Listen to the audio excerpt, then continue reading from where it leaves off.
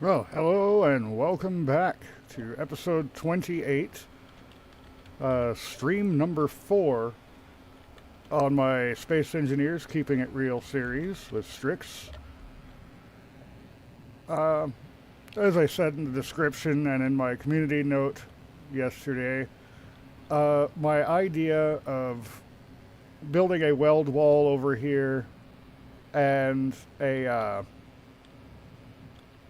tug to be able to pull out and build larger grid ships. That's actually not going to work out for me. Reason being, I'm wanting to be able to put in the mod uh, projectors to assemblers, which means the projector needs to be on this grid or it can't send the information to the assemblers. So that entire idea is getting scrapped, and instead I'm going to go ahead and build myself a nice large grid miner that can eat through asteroids, gather a bunch of material. It will probably have a singular jump drive on it. Oh, I'm going down when the jump drive is up top.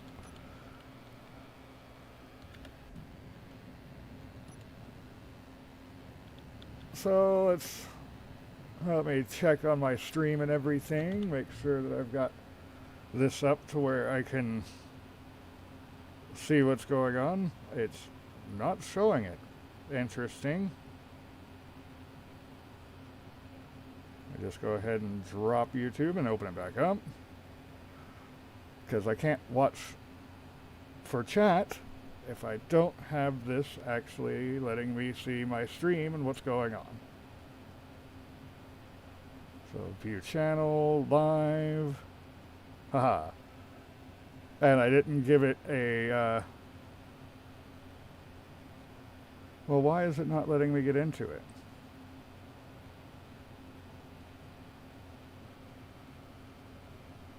There we go. Now it let me in here. So I'll be able to see any kind of chat that comes up. But yeah, I've already got myself set up over here with an area to start doing this.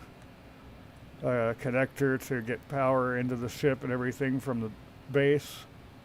And some scaffolding to raise it all up some. But let's just go ahead and reach in here. I need some interior plates.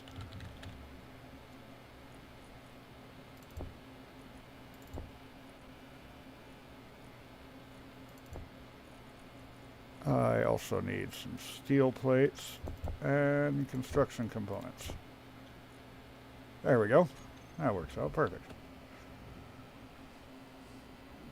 Indeed, Reaper, I am live. It happens every now and then. Especially when I've skipped so long on getting anything done. Actually, let's use the industrials. So I just really like these. Oh, right. One of these has to be facing downward for it to actually connect. I always forget that. So let's just go ahead and have all of them face downward. If I can get it lined up.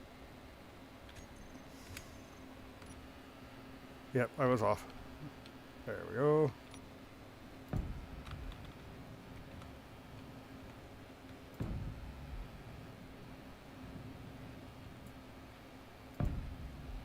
There's 4 large cargo containers. And, you know, that's 421,000 liters of cargo each. So I think that is absolutely going to be enough. Let's see. Now, connecting things to the side here isn't going to work. I can connect to the top corner and then drag down. And let's see, I'm going to also need the drills up front here. So let's grab that. I really want Prototech drill, but I have to get Prototech first.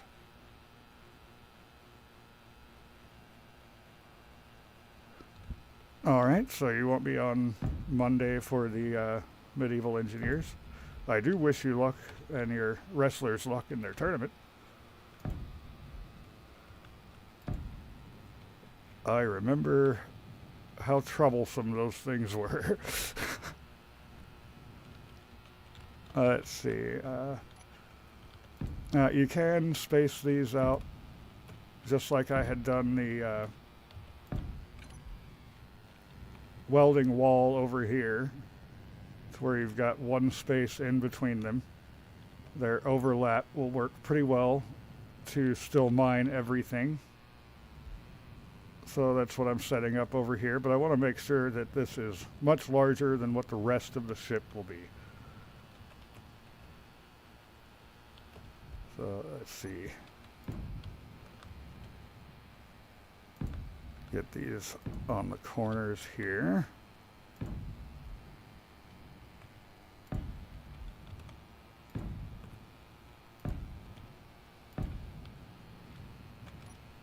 Alright, so it's much larger than the cargo behind it. But, you know, I'm still going to need a cockpit, which I suppose I could put some kind of a regular cockpit here. Overall, I'm just building this the same way that one builds a small grid ship. It doesn't need to have an interior.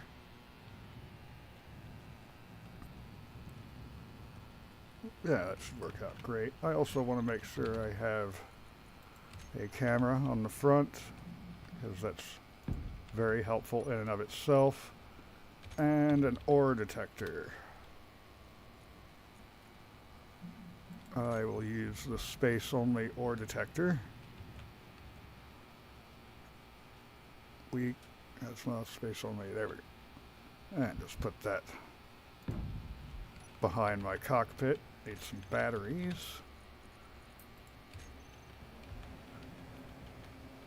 Which, let's just tuck those on right here. Don't care much about what direction they're sitting. So, yeah, let's go ahead and put 4 more. That'll give a total of 8 batteries. That should certainly be enough to keep this thing running. And now I need to weld some things up.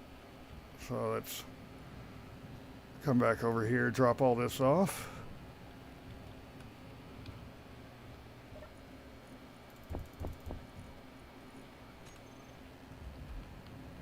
Just because I like to try keeping everything in the one cargo container for right now. Let's see. Start at the hard part. Now I do have a welding ship,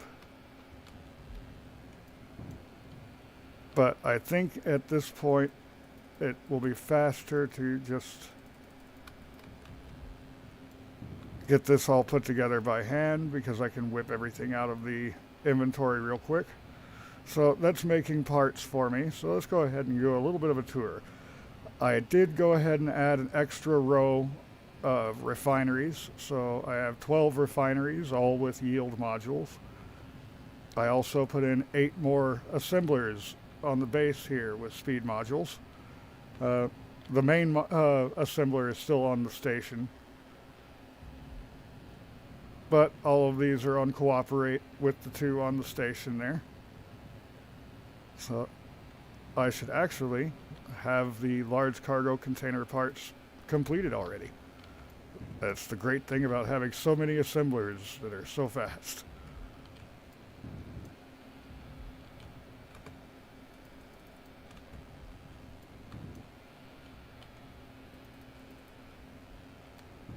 Yep, it does have it all done. I just have this teeny tiny realistic inventory.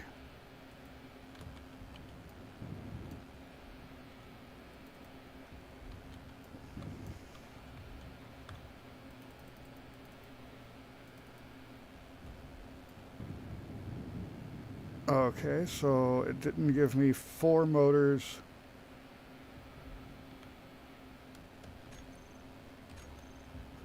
But it thinks that I have everything. Okay, whatever.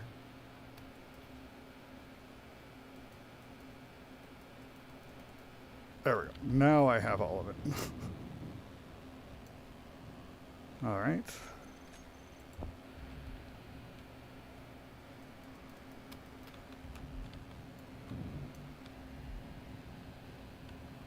This is going to look like a pretty interesting little ship, I think. But I want it to be able to tunnel straight through.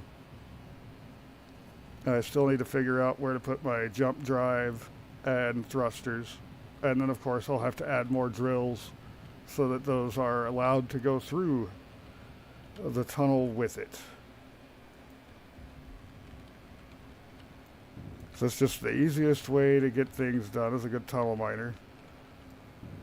Not only that, you can just kind of drift through with no brakes on your ship, moving at like 5 meters per second max, usually closer to 2. Speaking of, my goodness, that Space Engineers 2 reveal and live stream, knowing that we'll be able to actually collide with things at 20 meters per second without an explosion. Because right now, if you're going over 3 to 5 meters per second when you hit something, you have parts flying and repairs that need to be done. Which is a real pain when you've got things like a mining ship that's fully loaded trying to connect to something. You wind up losing one or both connectors because, oops, that was slightly too fast when it collided.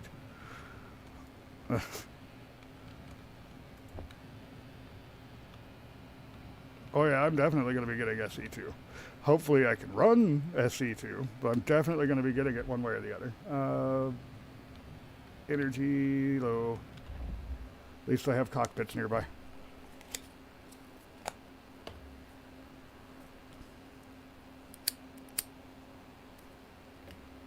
But no, I'm still going to be playing Space Engineers for quite some time while they're working on Space Engineers 2, but I'm going to be playing with that as well.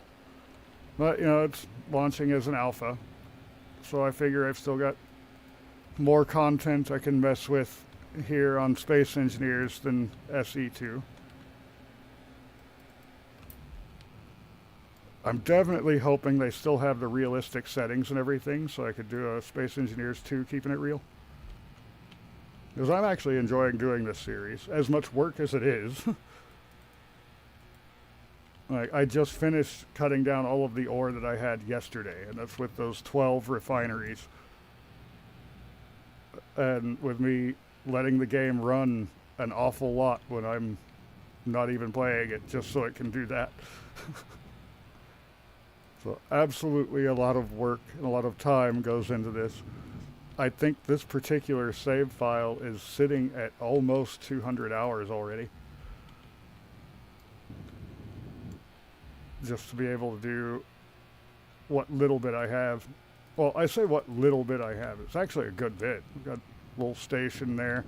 This is the second iteration of this outpost.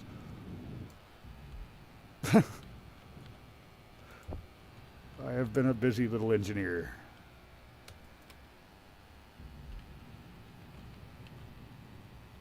Let's check on the farbs for a moment. Composter has given me some organics. That's still working on more mushrooms for me to compost to get more organics. Is this not growing anything? I think it's working on pumpkins, but it's short things. So there, have some organics. This is still working and has plenty of organic material for itself. The soya beans are doing good, which reminds me, I actually have some tofu soup now. I actually have food.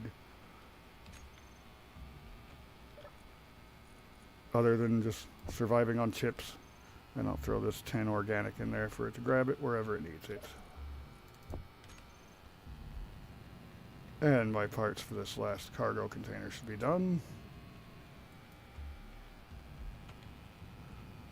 But yeah, I'm wanting to get a nice actual full build done in today's stream for this ship. instead of taking 2 or 3 episodes to build something out. If it takes me 3 hours to build it, then I have a 3-hour stream.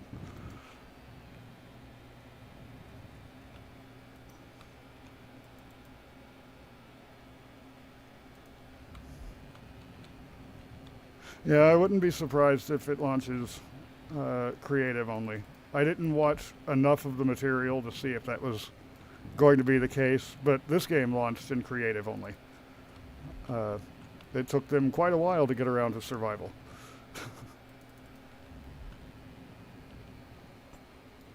In fact, survival was still brand new when I started playing the game.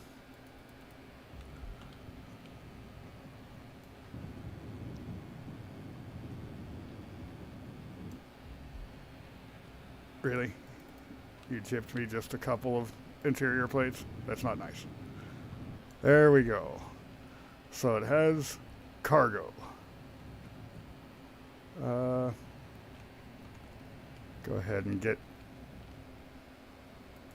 conveyors in this camera. What do I got here? So that should be 2 conveyors and a camera on there. Yeah, okay. And if I come straight in, it's a lot easier.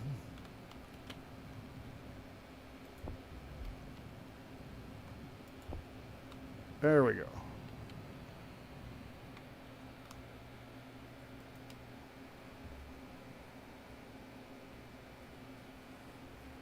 So the roadmap to SE2 is very similar to how SE came out. That makes a lot of sense.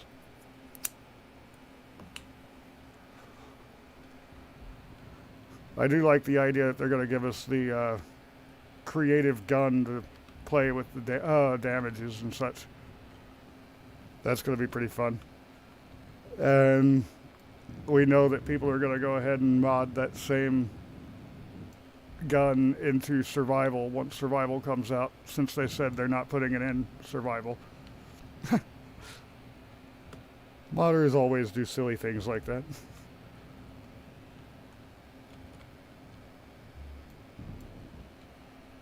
Oh, one of the earlier things is the camera, so I should absolutely have parts for that. Helps to remember what order you grab things in your build planner.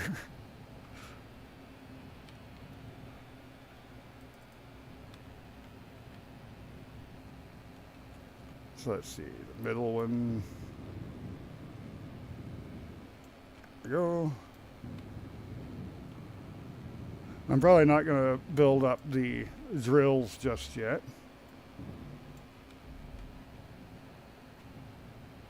But I like having those conveyors completed so I can see what's going on up front. A lot more than just a bunch of scaffoldings hanging out.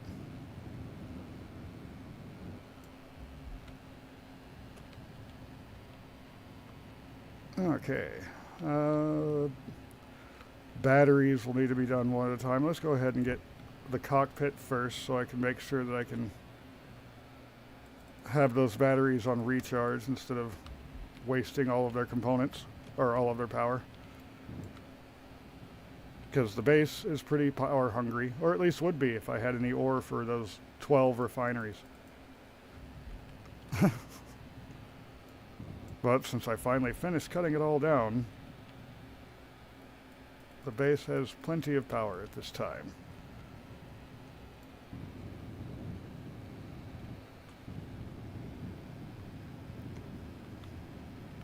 That's something else I should put on the tail end of the ship, an O2H2 generator, maybe some tanks. Yes, sir, what you wish. Time for some large-scale mining. Because I'm going to be building a warship, I definitely want to have something that's going to have no problems getting all the materials. Have those on the build planner. Let's make sure I remember to actually switch those to recharge.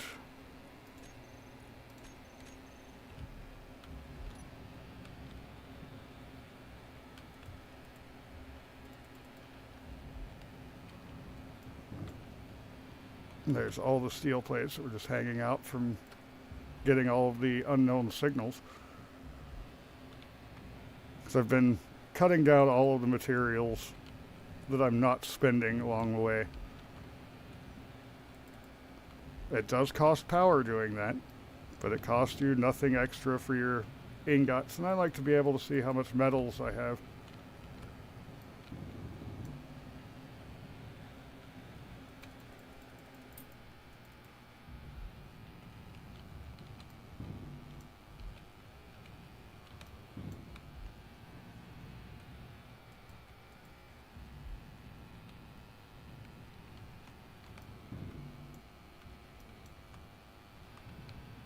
Okay, so there's a lot more steel in the inventory than anything else.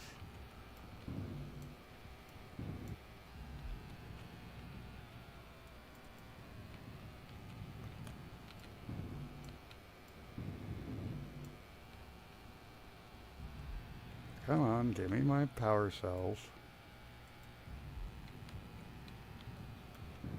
This is why I have a tendency of doing one block at a time on my build planner.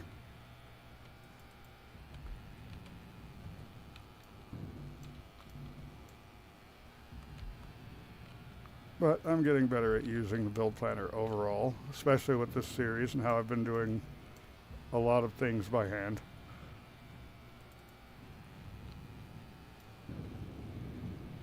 There we go, first battery online.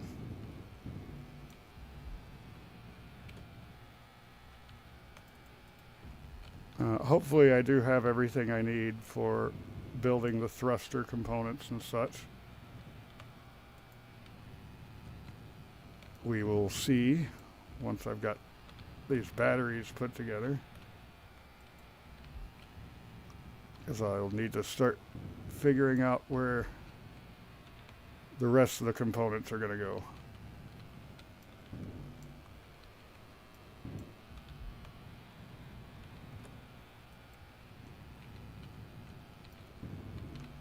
Now, this would actually be easier if this was all connected right now. I could just stick right over here and use my own cargo entries to get into things. It is what it is. A learning experience. That's exactly what it is.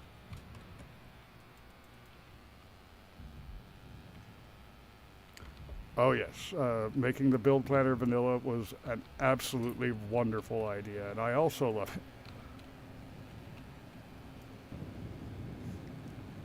it. I'm getting quite a bit better at using it overall.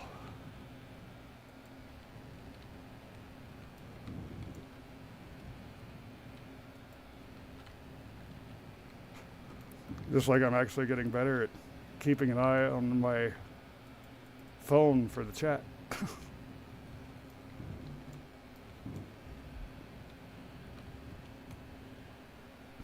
course, it has me flying in weird directions here and there,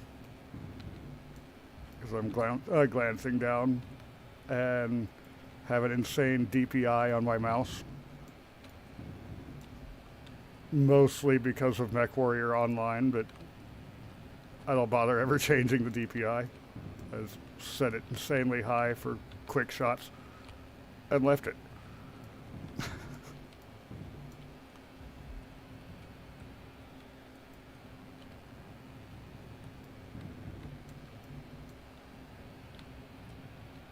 Which, it's really funny watching my daughter play on my computer and realizing that the mouse is really fast. Like, I introduced her to Cyberpunk 2077, and I told her somebody was behind her shooting her, and she just did a 360. Rather than looking at the person behind her, she went right back to looking out front.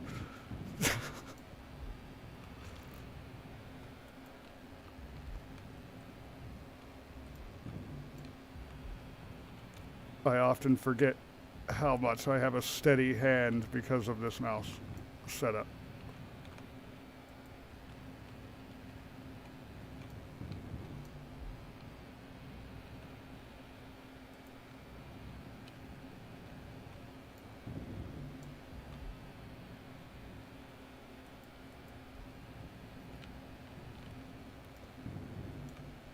I almost got this thing.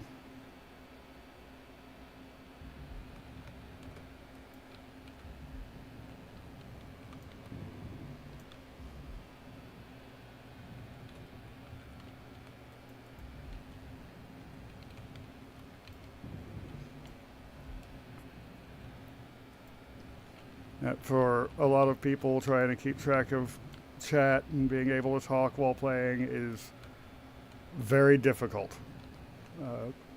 I talk all the time, so it's pretty easy for me. Have I looked into Delta Force? No, I have not. I mean, depends on what Delta Force you're talking about. The military special forces of Delta Force, I know a little bit about them. The old Delta Force video game, like the old one, that one I do an awful lot.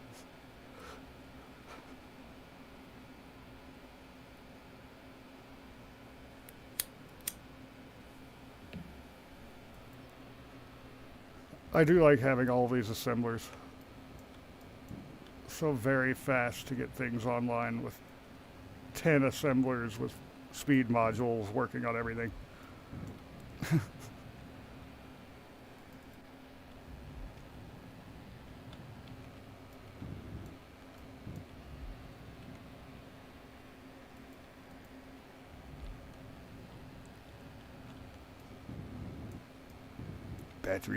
Batteries. I should also see how well my power is holding up. And I do have my power switch, so it'll switch over to reactor power if the batteries on the outpost get drained. And I've got almost 3,000 uranium ingots. So that's why I didn't bother putting up any solar panels. I'm like, well, I've got plenty of uranium now. I am not worried about that.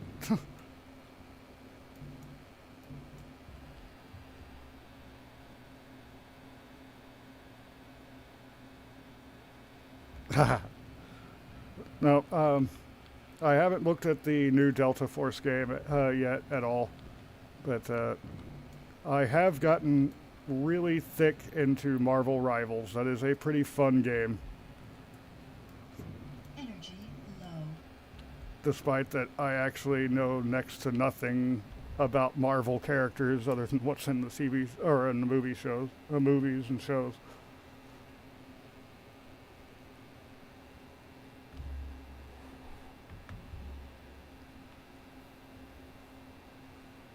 Oh, I should probably actually go and get some oxygen. I have a tank somewhere, don't I? Oh, wait. I have a ship over here with oxygen tanks on it. What am I talking about? Boom. There we go. Now I'm not dying. Or anywhere near it for the moment. For the moment.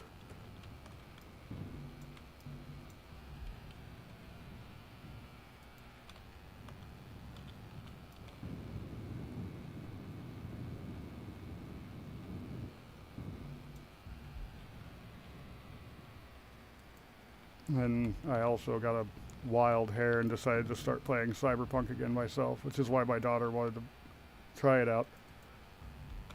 She is a 20-year-old woman, so of course she likes being able to make pretty characters, or hideous characters also. And that's fun, so why not? And Cyberpunk 2077 has probably one of the more comprehensive character creators out there. So she had a lot of fun with that. Not so much the game. She says she wants to go play the Mad Max game I was playing last week instead. So when she gets off work, I'll probably set her up with that and see how that goes. Because believe me, she is not a good driver. She's like me. She doesn't want to learn how to drive. Difference is, I like driving in video games.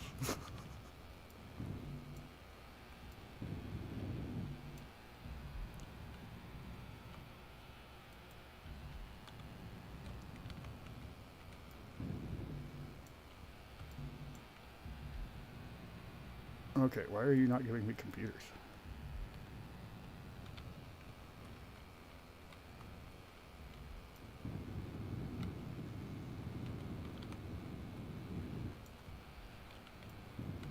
Oh, there's 3/4 of the batteries done.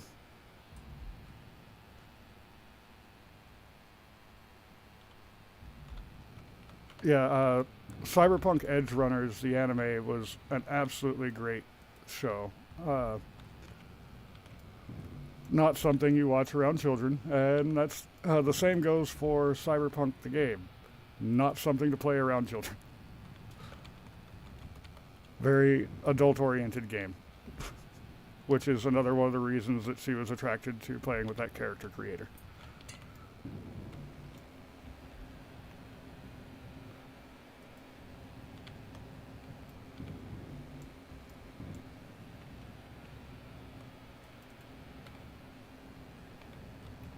That I'm playing what I call a net gunner build, which is a net runner, a hacker. But I do a lot of running and gunning while I'm hacking using smart guns. So, net gunner. And playing the game on hard with that build, well, I'm learning an awful lot. Let's just put it that way.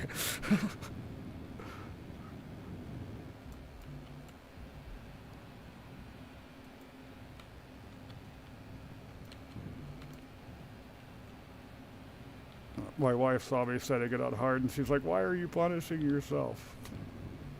Because I want some challenge. Actually, I'm pretty sure people have asked me the same question in this series. Why are you punishing yourself?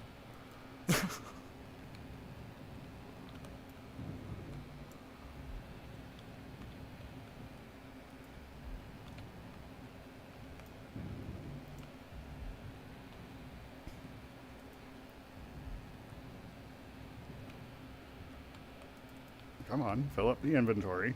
It's not very large. You can do it.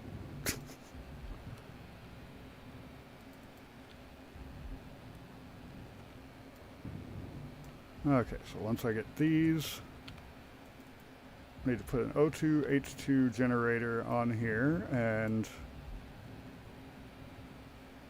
a tank for oxygen.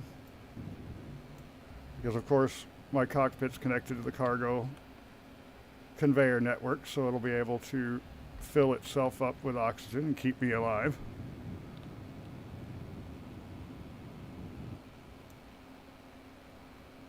When it's hard, you get creative and make solutions. Very much. It can look like punishment to others, but it's very much just the fact that it helps you to figure out ways to get around the problems you're having.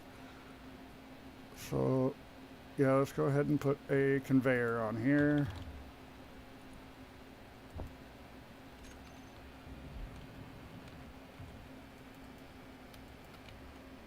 Grab all these.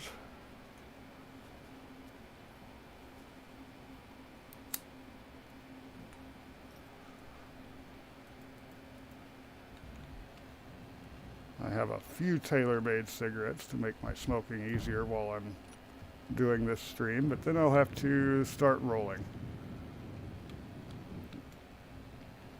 If my front teeth weren't so messed up, I'd just grab my tobacco pipe. That would be easier, but I can't really smoke one anymore.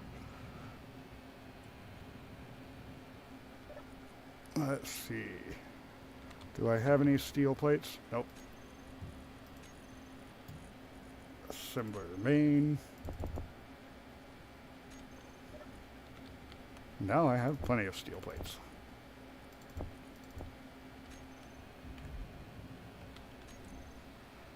O2 H2 generator.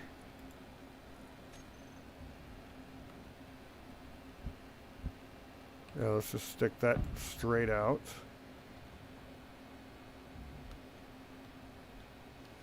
Actually, no.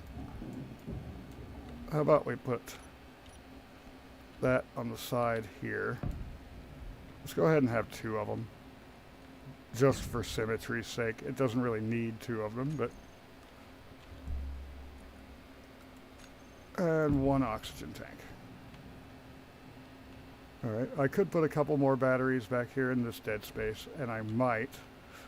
But let's go ahead and see about the jump drive that's going to be required for this vessel.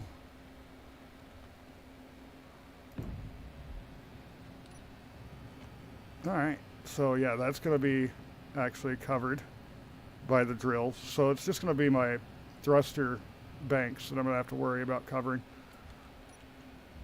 So that's fine. Let's put the rest of that steel in there and start getting these welded up. Man, coming at this scaffolding, you really have to choose the right angle for it.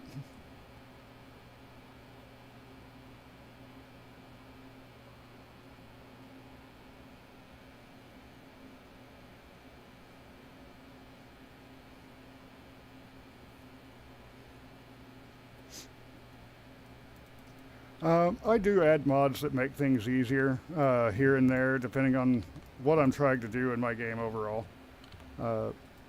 The server that we were doing, that I'm sure we'll get back to at some point when things are less hectic in everyone's lives, that has a lot of things to make building and everything easier. But yeah, that's a bunch of content creators trying to quickly make content together. So it just felt like the right thing to do. And actually, I really like the more blocks mod that we put in there, and I've started tinkering with that in my little single player mess around games that I have for myself. Not that that makes it easier per se, the more blocks mod. It just gives you more variants of vanilla blocks, like the large cargo Mark V, instead of those large cargo containers, which have 421,000 liters. It's like 3.5 million liters or something crazy like that. So, you know, just one cargo container on your ship and you're fine. That said, that one's actually pretty well balanced.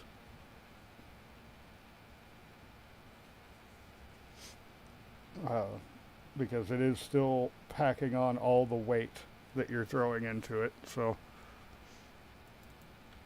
doesn't feel too cheaty.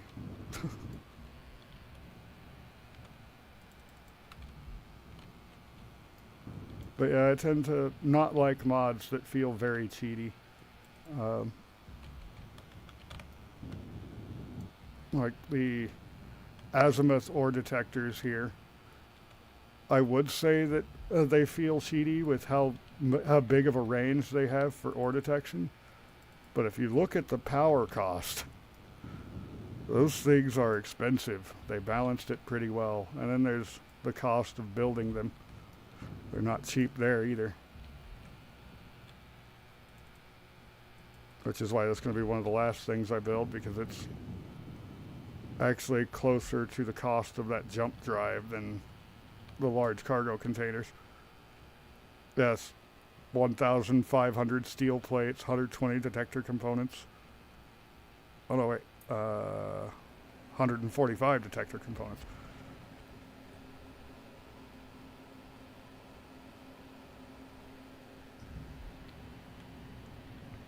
Yeah, at some point, I'm probably going to get back to the welding wall idea, but it's going to have to be mobile, which means that might be my next station that I build. Because getting a large grid in and out of this asteroid isn't going to be super easy. Let's see. Speaking of this expensive thing, let's just go ahead and get that knocked out, I guess. Go find some water and sit in a cockpit to drink it, because I don't want to kill myself. Food is fine for right now. There's no oxygen in that cockpit, so that would be a bad idea. There we go.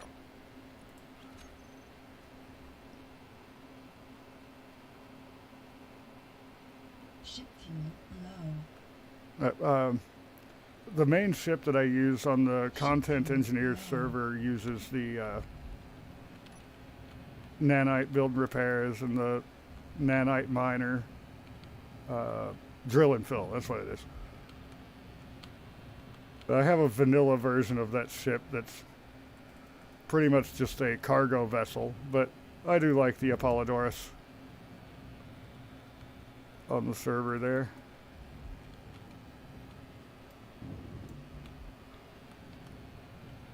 That said, the Apollodorus is incredibly overpowered.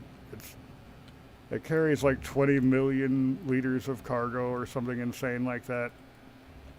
It has all of the nanites for building and repairing everything. And mining. That said, it's an absolutely wonderful station building ship.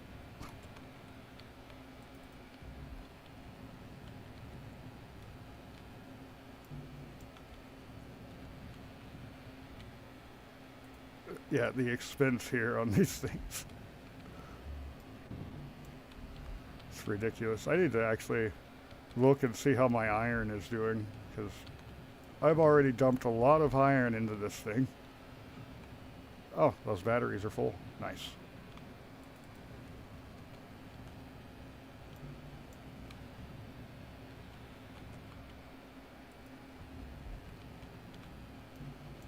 I can't even remember if I put the azimuth power mod in. Nope.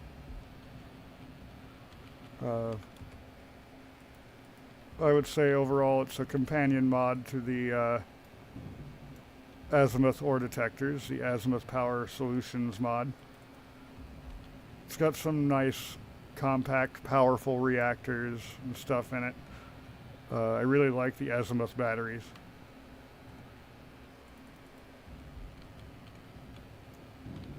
They're actually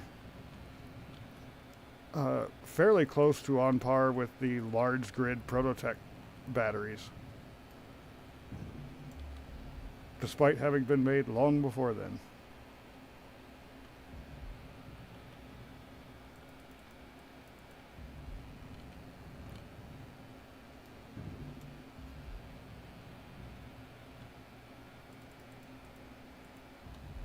Yay! Ore detector completed. Let's just turn that thing off, because I don't want to know about every bit of ore that's around me here.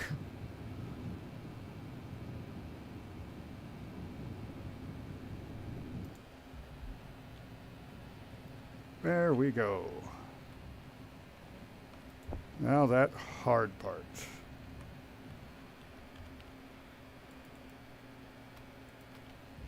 Getting that jump drive done.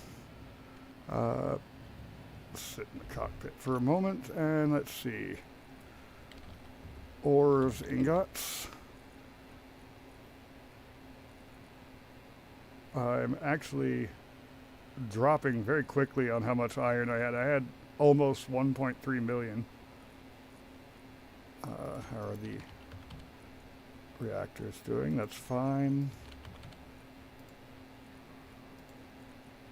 And yeah, we're on reactor mode on the base.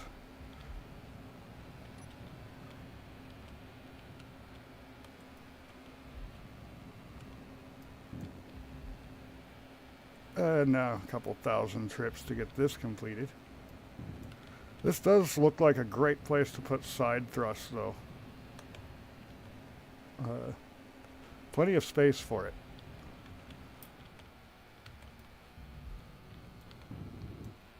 And would actually keep the form pretty good. I'm still going to need forward and backward, up and down, however, out on the sides of the ship.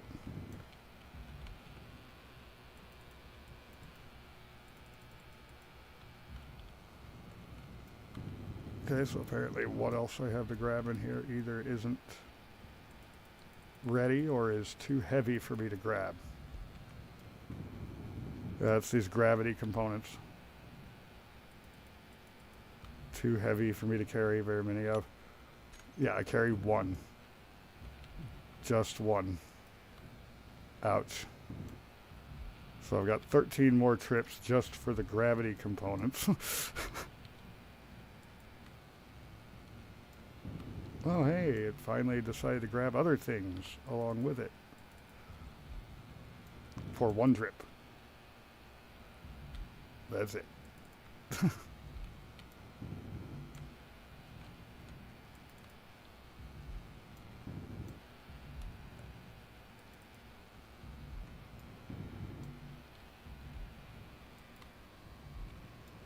At least this is closer to the conveyor.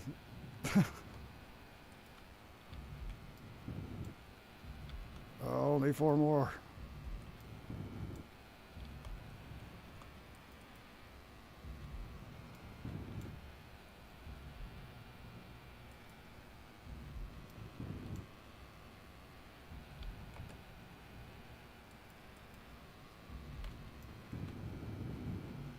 Amazing, I got through all of the gravity components. Now I just have to make it through all the superconductors and power cells.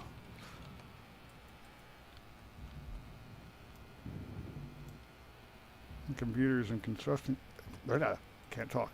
The computers and construction components aren't that heavy.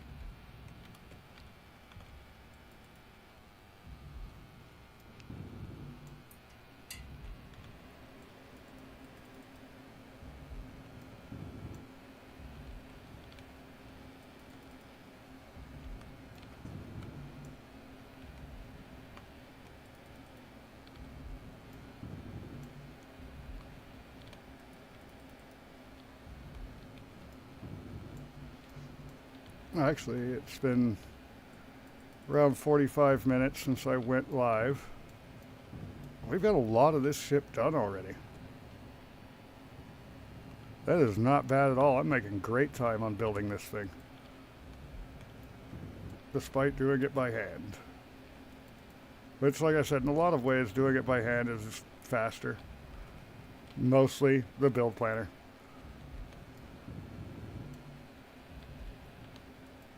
Okay, there's all those power cells. I'm able to carry 46 superconductors at a time.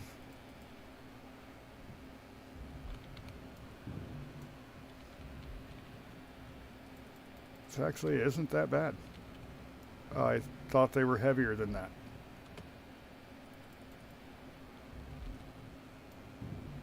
One of those times where I'm happy to be wrong.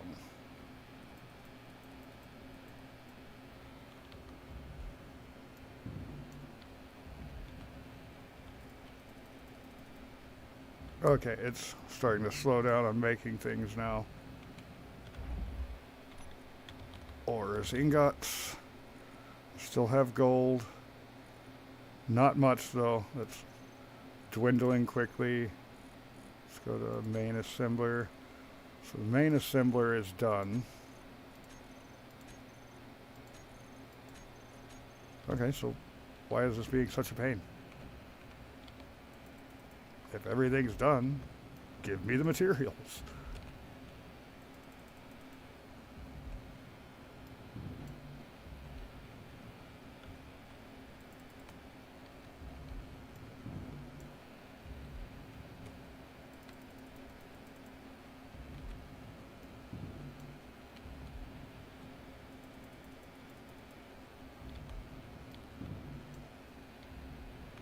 So close, yet so far away. Tiny inventory.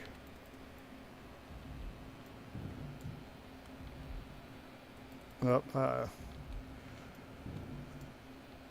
what was it, January 27th? We all get to play with Space Engineers 2 and start doing some creative builds.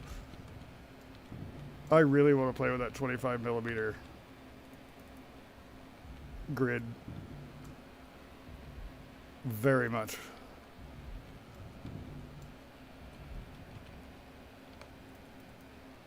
I might actually be able to finally do some halfway decent detailing. Maybe. Not all of it is Space Engineers.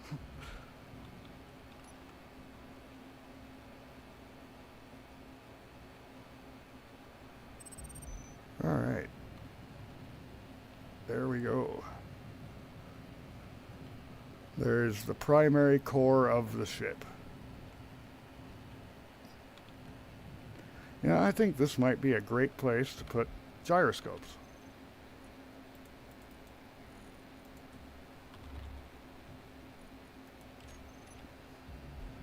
So let's see if I have any more steel. I do not, of course.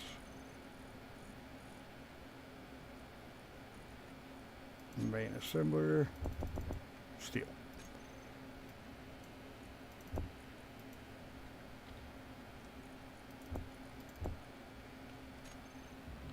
All right.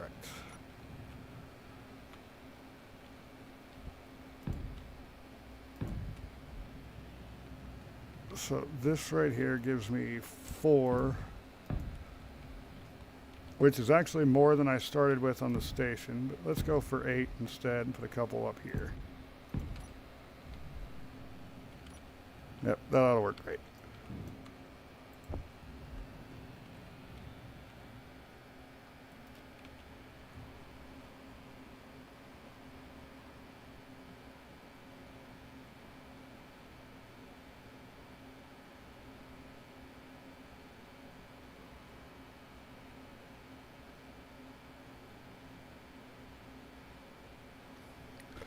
Yeah, I've always had issues with subgrids because of Clang. Me and Clang don't have a good relationship. That's why there's no subgrids around here anywhere. I like the idea of them, but I don't like dealing with Clang. Like, oh,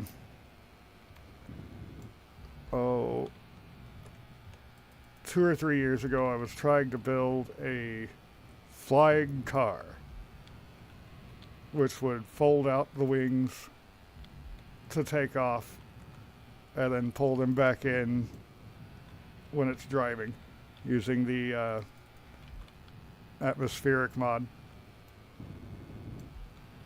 And yeah, that was a terrible idea. Because Clang just ripped that thing apart the second I tried to unfold the wings and take off. And I have been avoiding subgrids since then.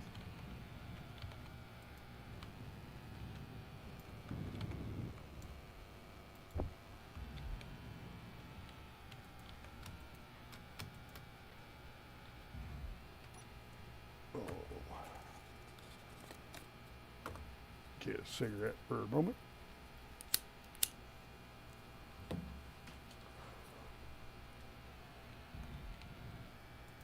And get back to work here.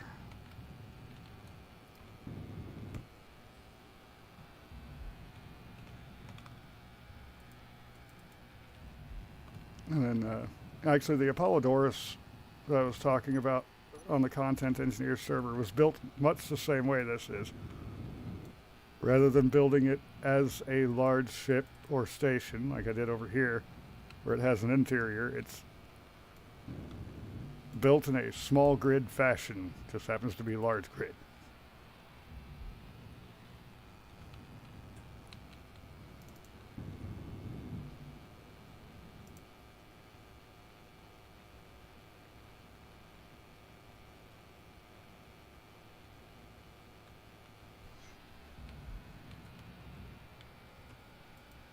I don't use very many scripts myself either there, Witchy. I probably would if I knew programming to be able to make my own scripts. But there are a few scripts that I use that very talented people made, like Izzy's Inventory Manager. Absolutely fantastic little script.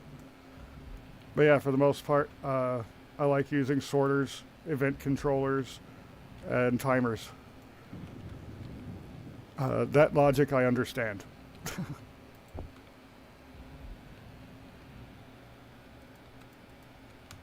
It takes me a bit every time I'm doing Izzy's on a base or anything to remember how to set it up. I've probably watched this same tutorial on that a billion times, as for some reason can't commit that information to memory.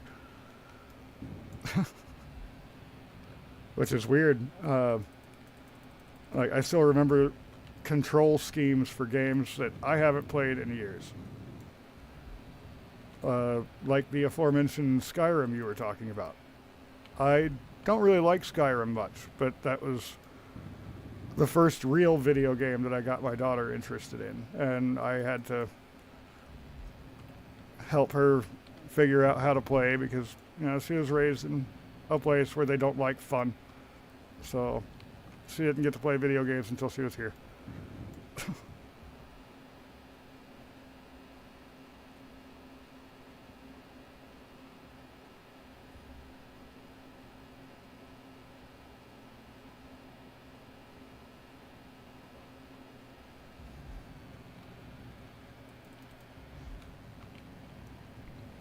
Vanilla solutions are very important because, we have people who play this game on PlayStation and Xbox. They don't have the luxury of all the mods that us PC players can get.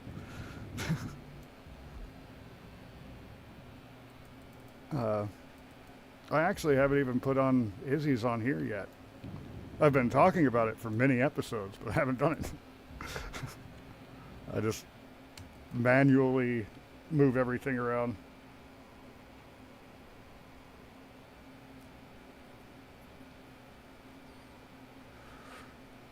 Yeah, I have heard, Prestige, that you can get AI to write code for you, but I've also heard that you can get AI to do art for you, and I haven't had any success there. Like, I was trying to get my D&D character that I'm now playing done by Grok. Grok doesn't know what a Warhammer is. At all, apparently.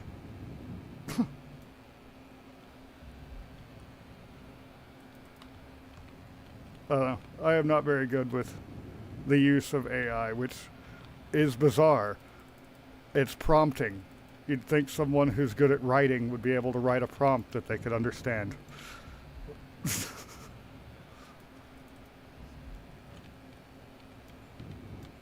Especially someone who's used to writing things for those who can't understand to be able to understand. Case in point, when I was supervisor of a gift shop that was owned by an Indian gentleman, the training manual he had in there that anyone would be looking at to figure out their problems was like 8 years old, covering equipment that the store didn't even have anymore. It's ridiculous. So I had to rewrite all of that. And then when I rewrote it, and the regional manager came over and saw that, she immediately scanned it and sent it out to all of the other stores. I'm like, what? You're just waiting for somebody to get bored and redo this or something? Well, I guess you're welcome.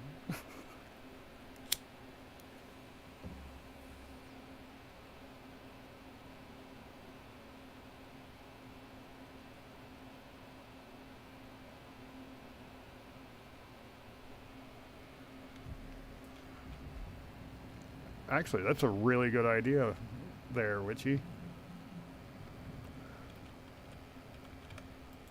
And just looking at that, I can already figure out the very logic you're going through with the event controllers to get that done.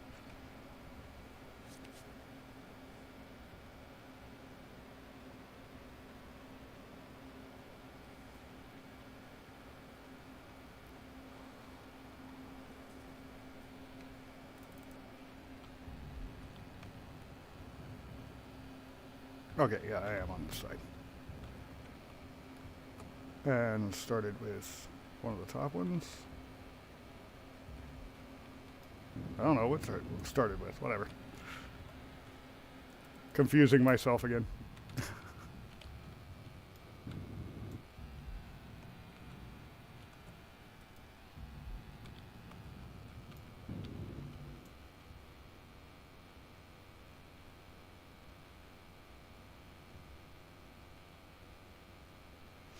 Yeah, making things compact in this game, that takes a lot of practice. a lot of practice. I don't know, I think I've been doing pretty good at little compact ships, though, so far. But then again, I've got almost 3,000 hours in the game, so I've had a lot of practice. I will have to tinker with that.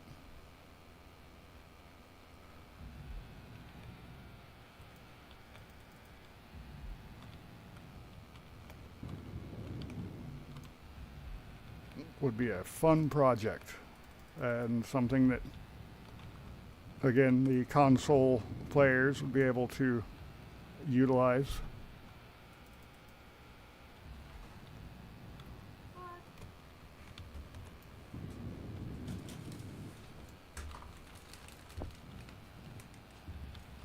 you recording? Yeah, I am live streaming right now. Blackberry, cherry, peach. Cherry. Cherry sounds good. Let's see, that's a blackberry.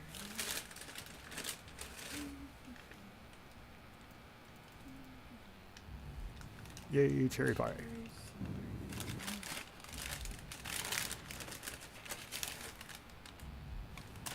one of those is probably cherry, blackberry.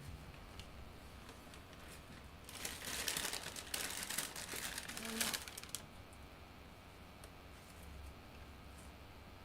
Like peach. I think, yeah, the cherry. This one's probably cherry.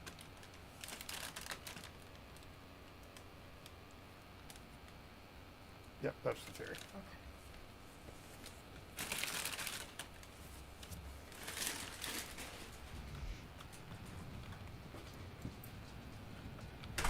Mom-in-law just got back from her trip picking up little pies. And I'm never going to say no to a nice little cherry pie.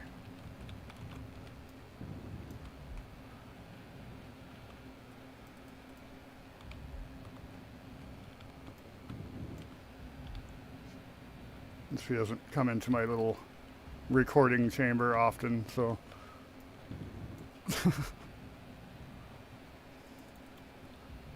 can't blame her. She's an ex-smoker, and I'm in this particular chamber because I can smoke here.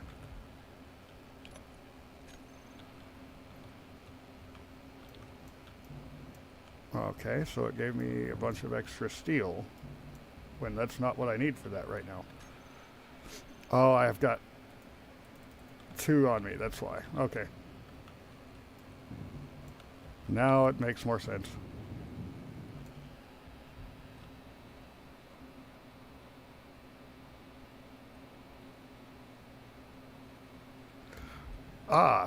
Emptying a rover into a storage container.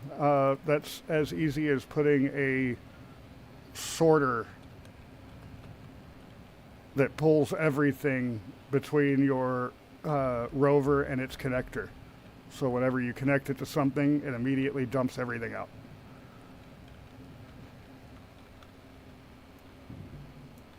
The real Indiana cones.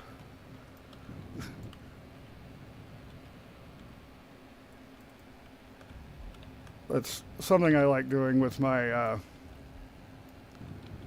welding ships, is having one connector to be able to dump everything off and another connector to be able to grab everything.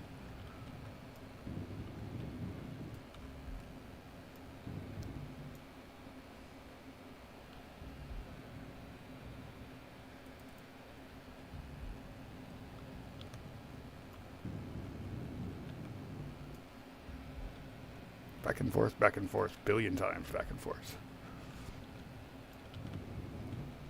But hey, at least I remembered the gyroscopes this time before disconnecting. It's the problem with building so many ships in the game. You sometimes forget where you're at on the current build and skip a device or two.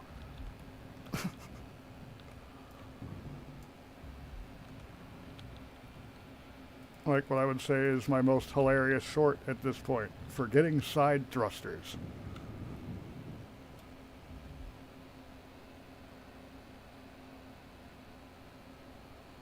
Hello, Tommy Reed. Oh, build planner is empty. Last gyroscope. And then I have to figure out if I have what I need for thrusters. I think I'm going to need more gold. I might have enough platinum. Probably going to need more iron soon, but that'll wind up being the test for this ship.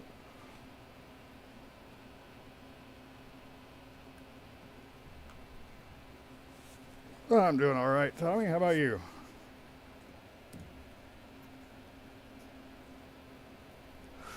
Well, this is taking a while because the jump drive is recharging and hammering all the power. It's almost done, though.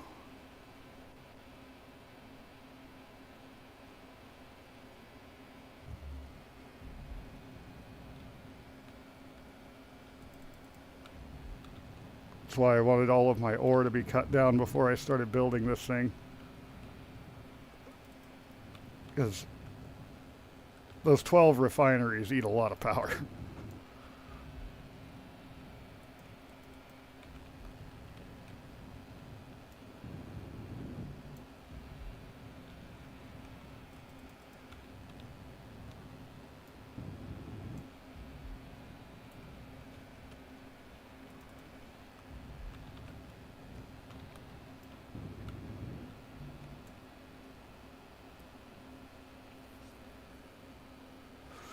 Oh, that is good to hear, Tommy Reed.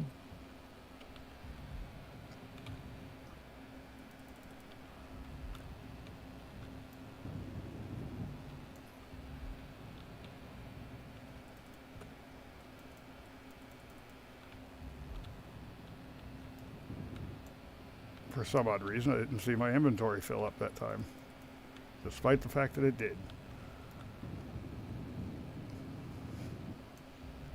There we go. So now it'll be able to rotate, turn, carry cargo, jump, keep me alive with oxygen. So thrusters time. But I need to go and find gold first. So into the Proteus. I've just been parking the Linhart outside of the hangar. Makes it easier for me to get in and out. Next station will have a much better build than this.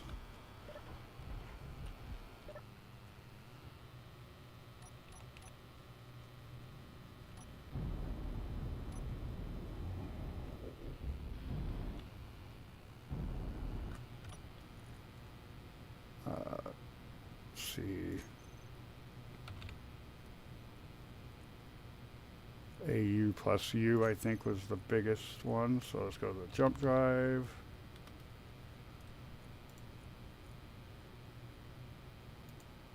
Select the gold and uranium.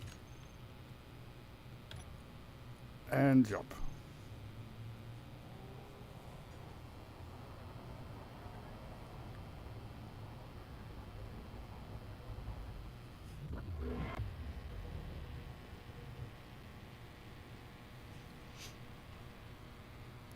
Okay. Now, I didn't open that up or turn on that particular waypoint, so that was silly of me, but there we go. It's above me. At least with the Linhart parked, I can... You know what? Let's turn on those hydrogens too.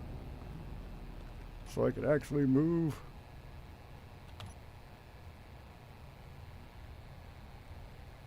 Get a bit closer over here.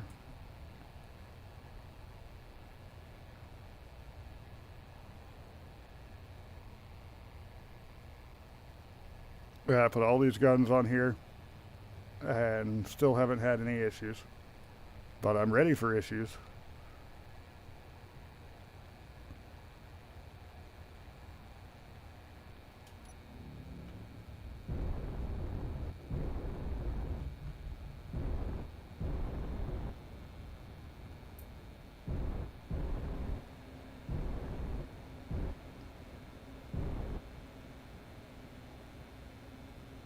All right, there we go.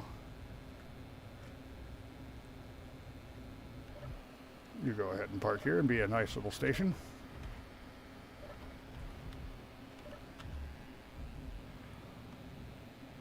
absolutely need a proper airlock on the next station too.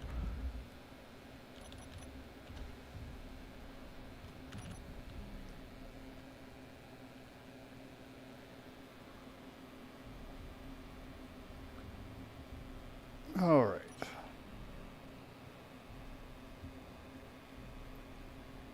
Gold, I am coming for you.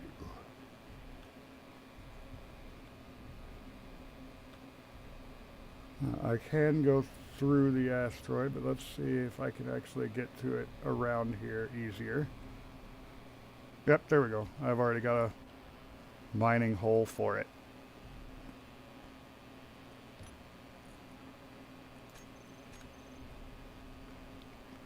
No clue why this thing is drifting so much right now, though.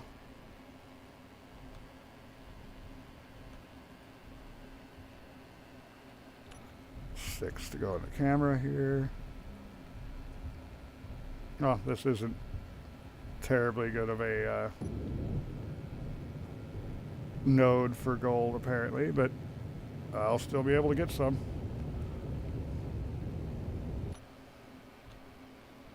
And I need a lot of it.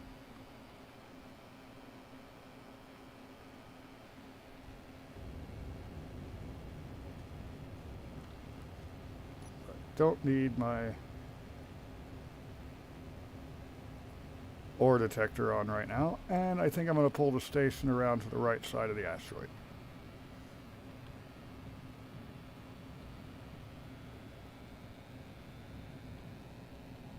Come hither, Proteus.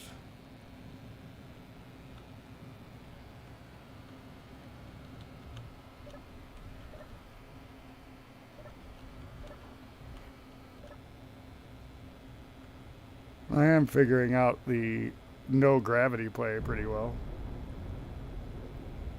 That part's actually been pretty fun. And in Space Engineers 2, I'll be able to actually build a ship that looks like it's made for no gravity.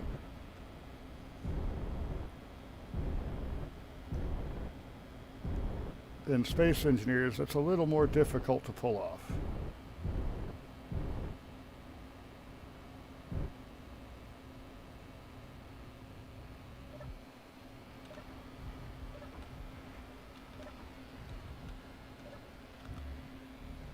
All of the wasted oxygen every time I open that door. It drives me crazy. Oh, I'm upside down.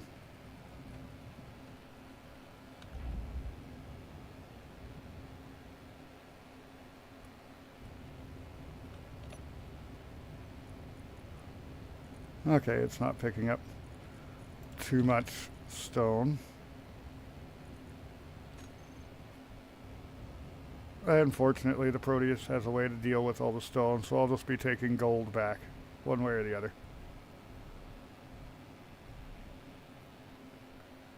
Back up. Get camera on so I can dig down into here and get more gold.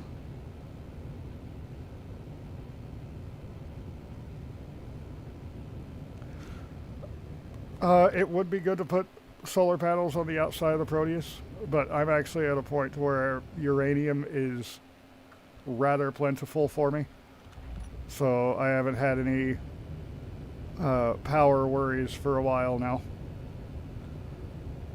I've got 2 small reactors and 4 batteries on the Proteus. Works out pretty well for it. I'm still digging into gold.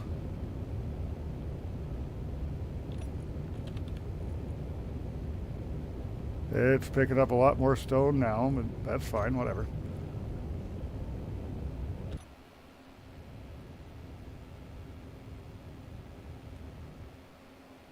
I'll probably just grab a couple loads here since it's getting a bunch of stone with the gold.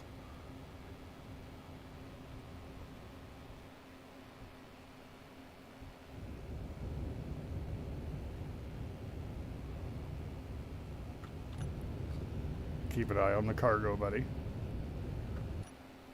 because he'll let me know when everything is too full to carry anything else.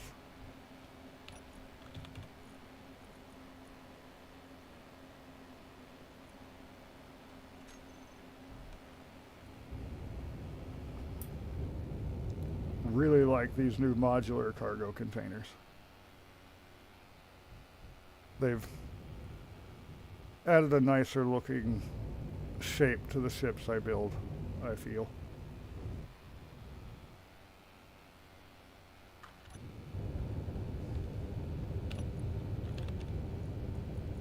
I haven't even started filling the 2 large. Oh, there we go. Now starting to fill one of the 2 large.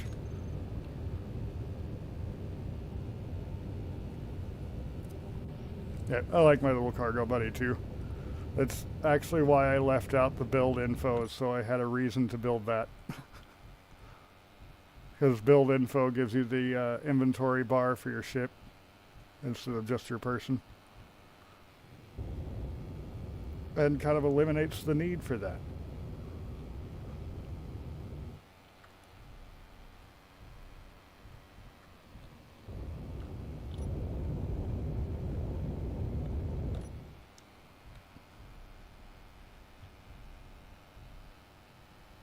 Alright. Wiggle, wiggle, get into the side.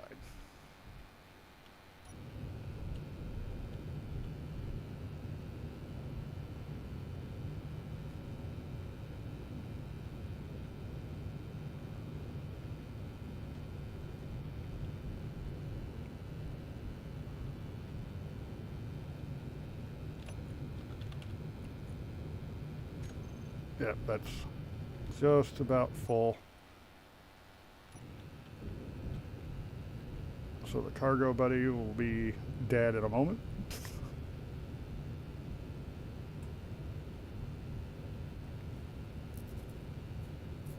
Once that happens, I'll go and drop everything off. And come back and see how I can sneak into more of this.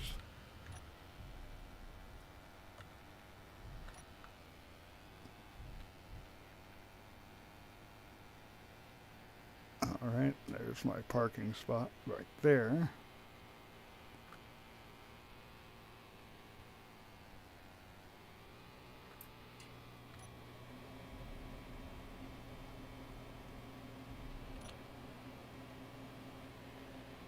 Just a nice slow drift.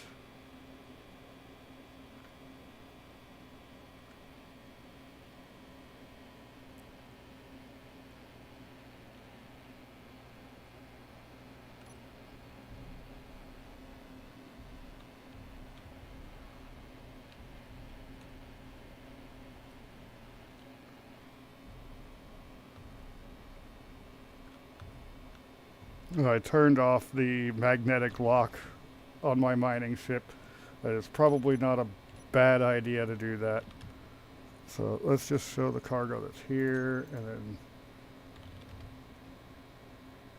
large PTA.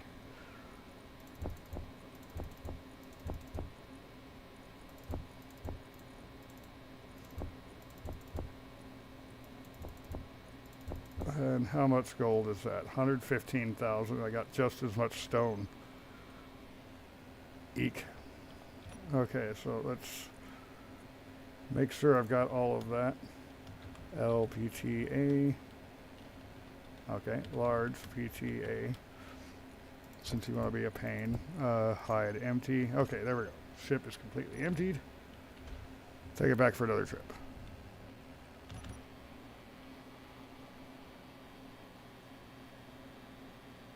Oh, that's the sleep, food, and water for the eat, drink, sleep mod. One of the 2 daily needs mods. I didn't have luck with starting out with daily needs, so I just went back to the one that I understood some amount of.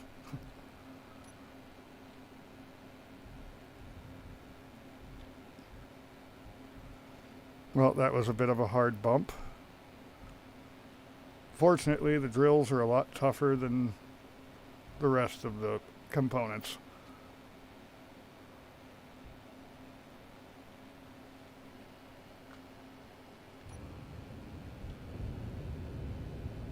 Yeah, speaking of food and water and sleep, I should go handle those real quick while that's mining up a little bit more.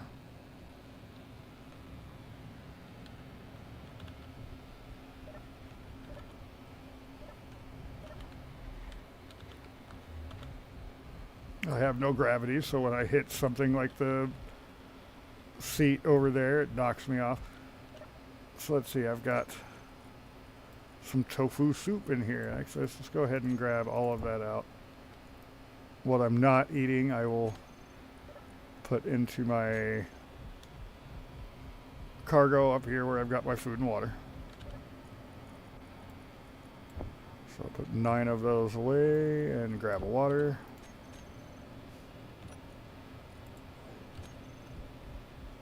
And I still have a little bit of health down earlier from leaving my helmet open when I jumped out of that cockpit. And eat my tofu soup. Because I haven't been back to the planet to hunt for a while. That's the only thing I've got for protein is tofu.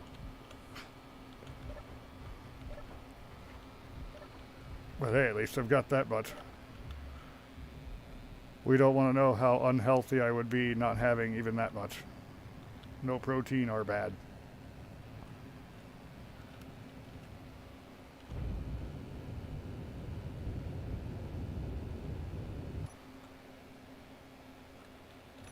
So how did that do while I was away? Not bad. Picking up a lot more stone, so maybe I've dipped down too far.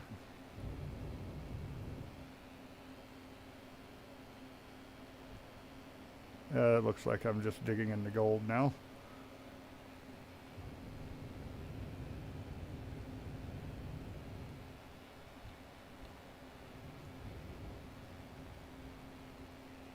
And this ship does have backup engines if I ever need them, but I haven't needed them at all. So it's actually kind of just wasted weight. Looks nice though.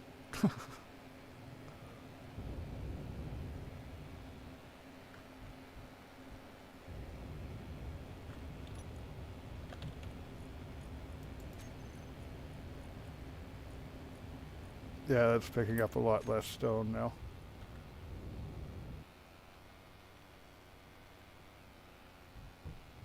Which is very good. I've got plenty of stone on there being cut down. And technically, there's another problem with the Proteus. One of those Gatling guns is technically on top of the refinery, which has a sorter going into it. Pushing all of the stone into it, which means I also had to add Gatling ammo to that sorter so that it can get ammo up to that gat. And unfortunately, that means it's constantly bouncing around the ammo.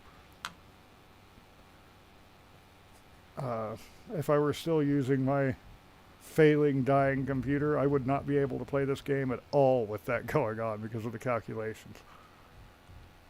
Fortunately, my wife's computer is quite a bit more stable with that.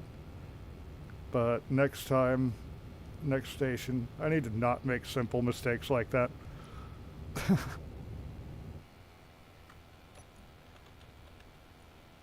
Okay, not working on the large cargoes yet, but it looks like the modular cargo containers are just about full. There's one more to go. Okay, so pull back. I didn't realize I was going to be hitting things, but okay, whatever. Rotate. And come eat out this side of that tunnel.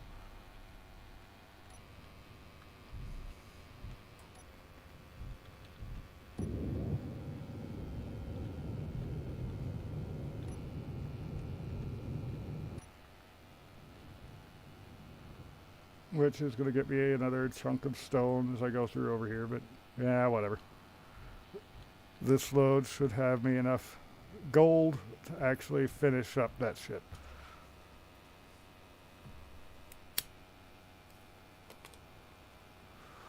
And unfortunately, having the 4 yield on each of those refineries, that does slow them down. It takes them much longer to cut through the ore.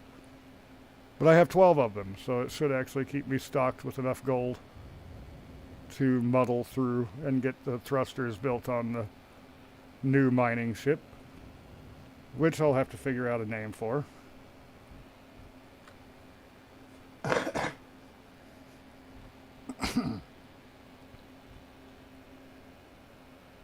I just realized I never grabbed myself a drink, like my actual self. I'm worried about my game self. I never got a drink. I will be directly back.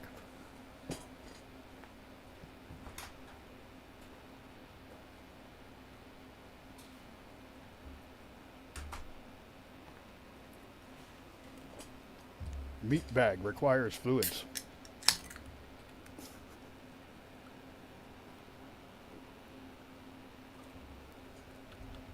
There we go.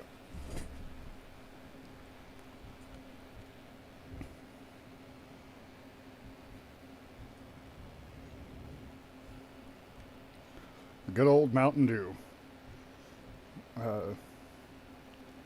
Before they took the brominated vegetable oil out, that's probably what caused my thyroid issues. And I stopped drinking it for a year because of that. And then they took the brominated vegetable oil out. So back to drinking Mountain Dew.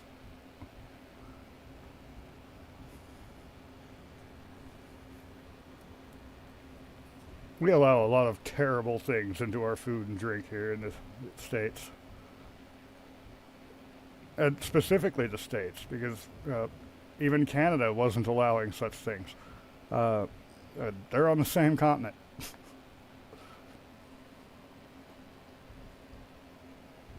My daughter's also a Dr. Pepper fan. I don't mind it.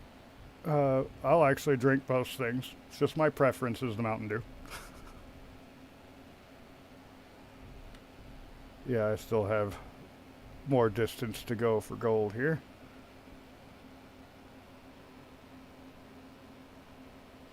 I play mostly in first person, but right now I'm mining in my ship, Akloon. But as you can see, I've got my little cargo buddy set up for first person viewing. But while I'm mining, I like to keep an eye on my ship all the way around. Oh, there we go. Speaking of cargo buddy, I am full.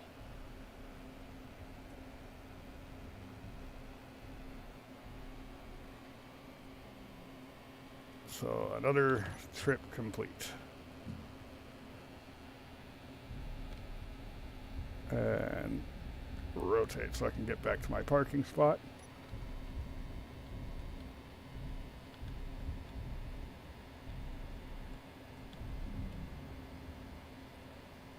The camera is not centered. Mainly because I have a very asymmetrical build for my ship here, especially the drills and cockpit.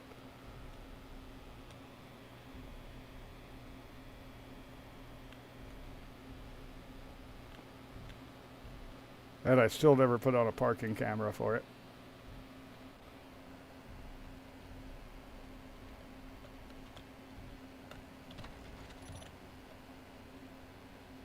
Okay, so got that locked down. And I'm all turned around. There we go.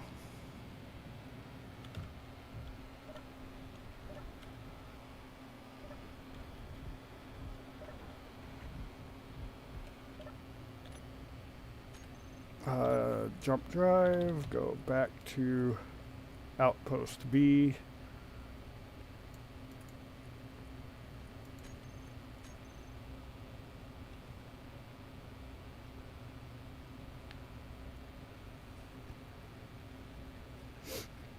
Yep, ship lacks cameras too much.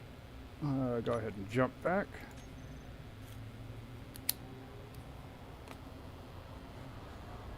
That is something I'm wanting to remedy with the ship that I'm building right now. Back over here.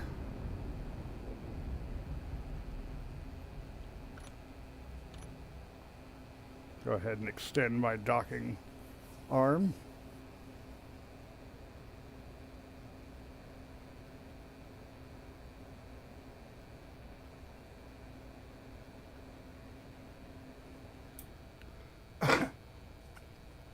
Yeah, you're right, Reaper. It is cheaper to eat the crap than it is to eat natural. And the crap does take more processing, but it's not like we're doing the processing to make all of that. We're doing the processing to make other things, and we're using the waste to put into food. Like the brominated vegetable oil, that was a waste product. And has a track record for causing thyroid issues, which is one of the primary things that put me out of normal work, is my thyroid going out of whack. I say out of whack rather than saying which direction, because it goes both directions. I go hypothyroidic and hyperthyroidic, meaning I have to be very careful with the medication I'm taking and pay attention to how I feel and whether or not I should skip meds a day.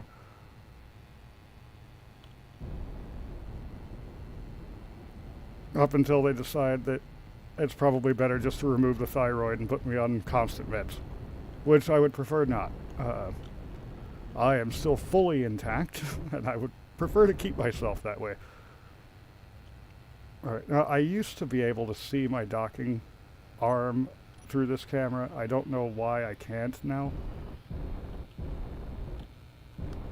It is rather annoying. I know I'm lined up left, right properly though.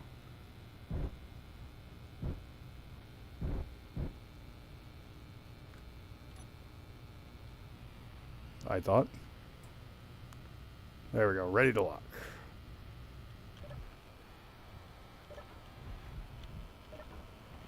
All of these 12 refineries should be grabbing all that gold so that I can actually get to the thrusters on this thing. Let's go ahead and check. Some of them have grabbed stone first. Most of them have the gold going though, and I'll just let that get at it. Alright, so over here.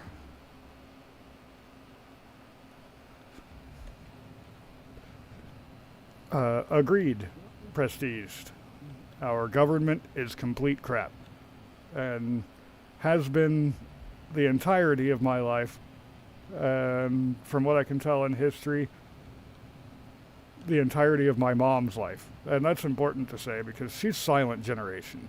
She's 83 years old now.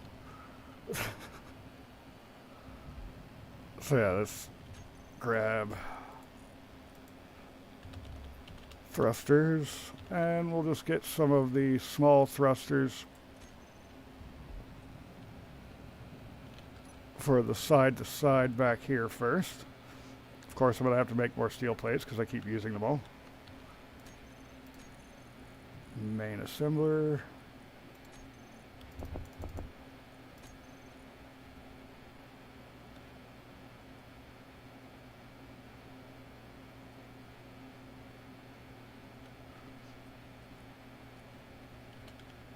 Oh.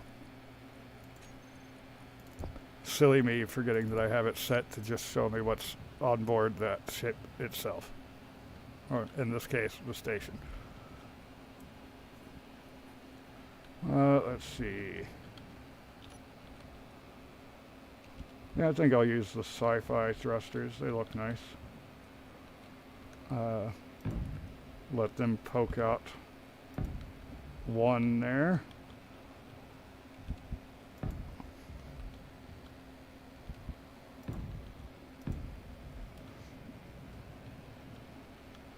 Two in each direction is not going to be good enough, so let's try to get 4 in each direction. That's a little better. And actually, I can stick at least the down on here.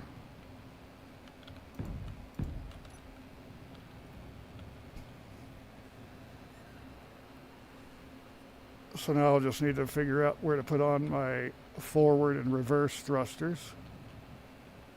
They could probably actually sit right about here, coming out a bit, and then I'll have to get my drills lined up to let all of that through. As it stands right now, that whole ship will fit, but it's not going forward, so.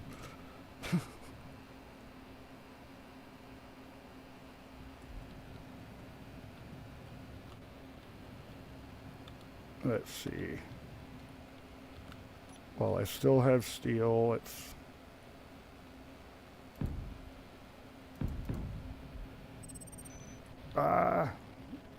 I get a new Factorum thing, which of course is lagging everything to crap.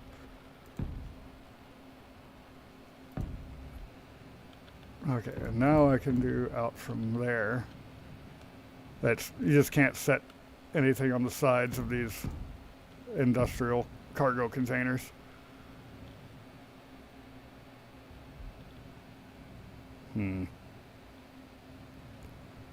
Nope, that's not going to work. Because if I put it here, the rear thrust is going to be in front of these. So here's a better idea. Go back to the large sci-fi thruster.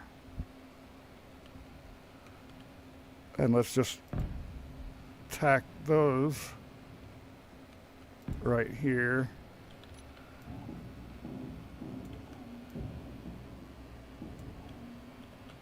And see if I can get the forward ones tacked over here. I believe that actually has enough room to not be burning anything. 1, 2, 3, 4, 5, 6. Let me check my notebook, because I wrote notes here for myself on how all these thrusters burn things. So large grid, ion thrusters, and space will burn for 5 blocks ahead of them. So, yep, this will function. Splitsy had done a video and I took notes.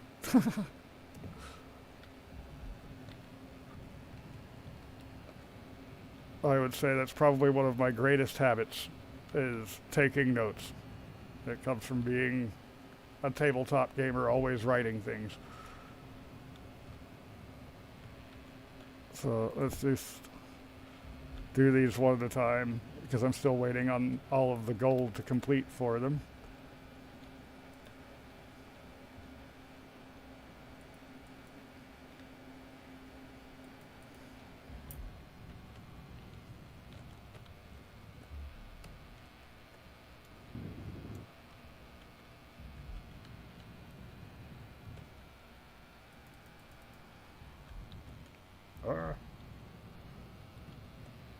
I'm still going to have to actually build the dock for this thing as well.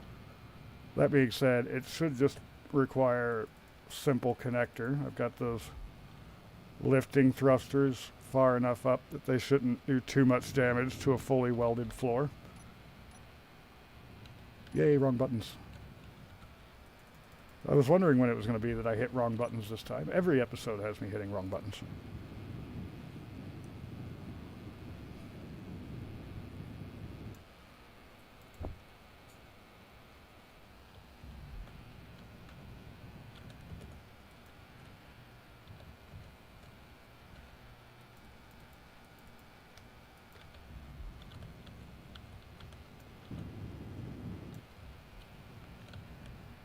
Okay, so there's all the steel I hadn't used up there pulled out now.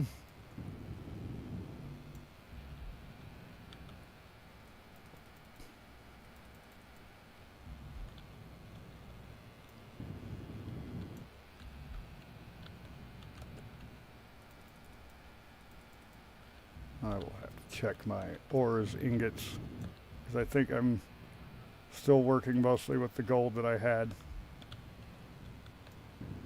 Had being the operative word. Because I bet it's already gone now. Those thruster components are expensive. No, it's actually pulling it out of the refineries. Whoops. That is not what I meant to do. So there's some more wrong button presses.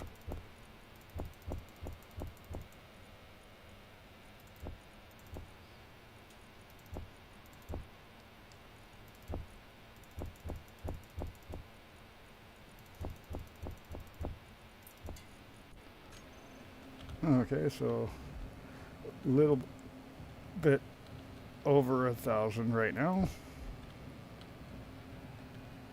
Should hopefully work.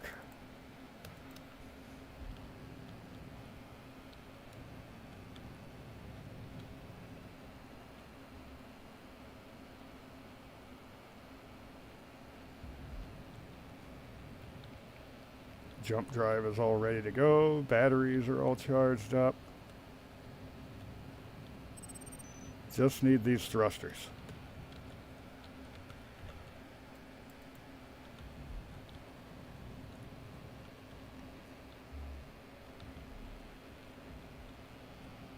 Oh, I guess I hadn't started working on one yet.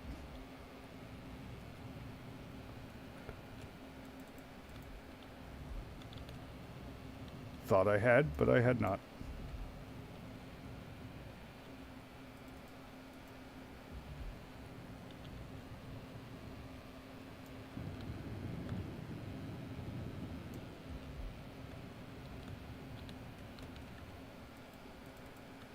I'm actually closing on 2 hours at this point in the stream. This means this is longer than any video I've done thus far. Not quite more videos than I've done in a day, but I'm getting close to it. If I hit the 2.5 hour mark, then I have recorded more today than I have any other day.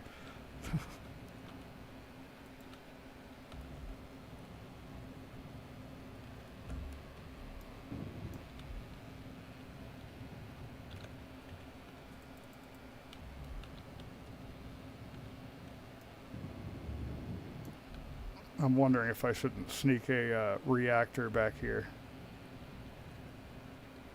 Just in case. This one isn't going to have a mothership with it. It's just going out there on its own.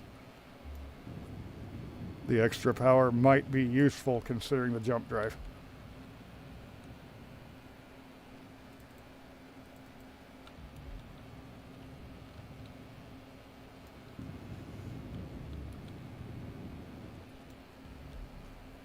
And I still need a couple of up-facing thrusters. I can put those here and here. It means I would have more issues going down than any other direction, but I think that's fine. I don't need this thing to move fast. I just need it to be able to mine and carry everything back.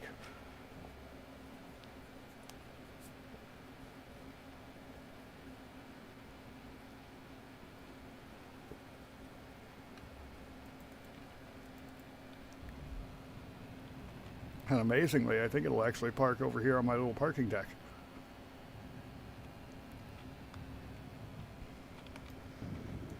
Which, with it being a large grid ship, that's pretty nice. I've kept this thing really small and compact for what it is.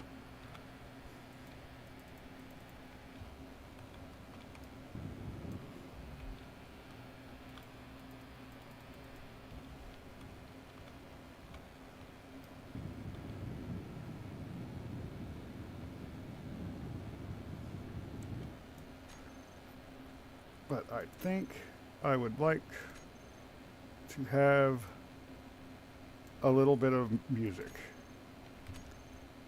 Even though I don't like ethereal music, I can't really listen to my jukebox while I'm flying around out here because realistic sounds. If I'm on the floor with the jukebox running, I can hear the music. But I am spending 0 time on the floor.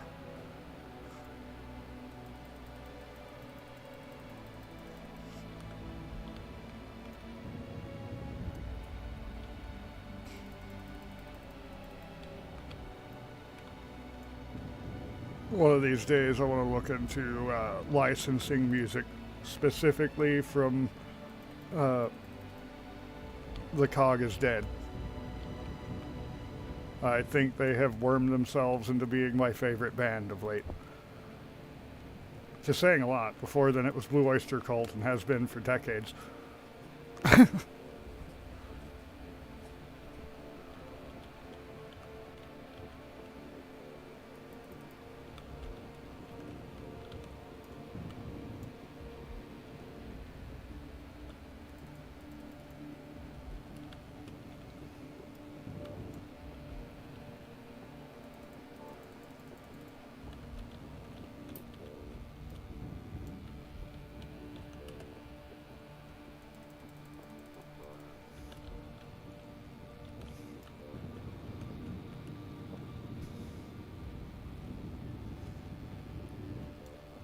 I'd say out of all the things I've been building by hand, the thrusters actually aren't the worst.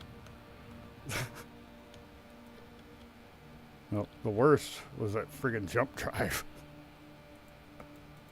with all of its super heavy components.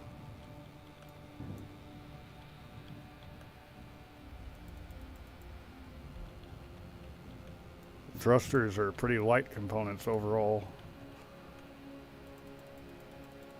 Just a lot of them.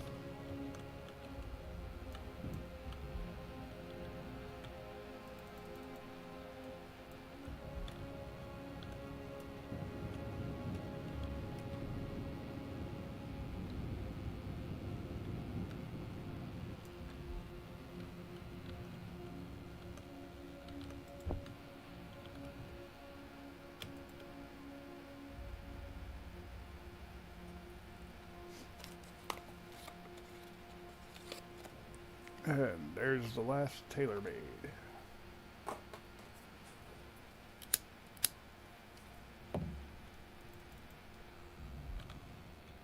Oh, I've gotten myself all turned around again. That is a very easy thing to do in space.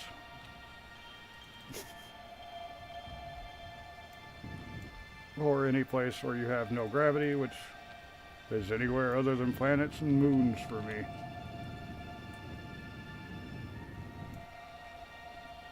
Alright, Reaper, you have a good one.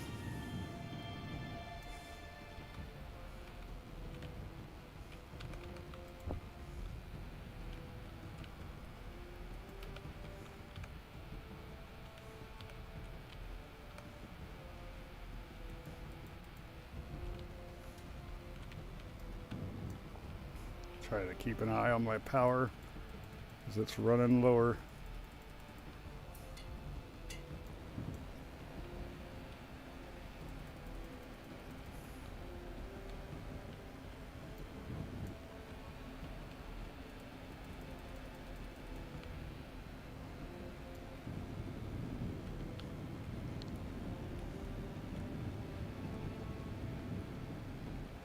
All right, so the side and down thrust are almost complete. Just a couple more of those side thrusters.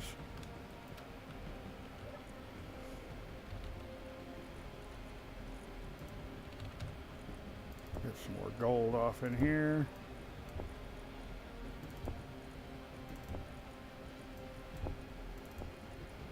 Just get this to finish up that stone real fast. It'll take it no time at all.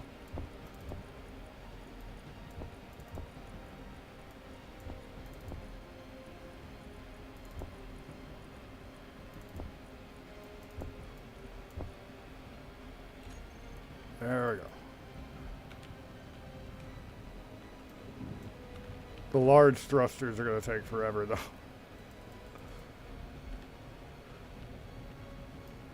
All these small thrusters are pretty easy.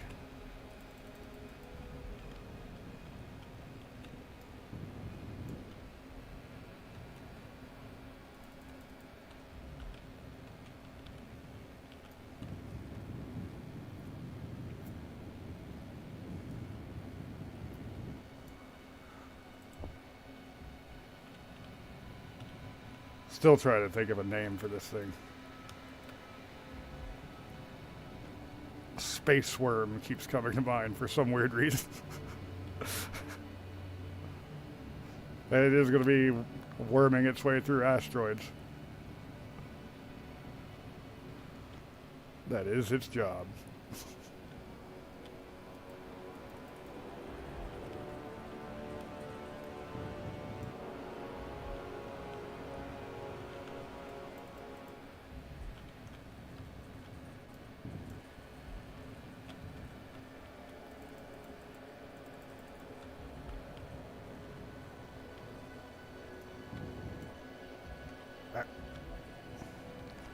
Hung up on things.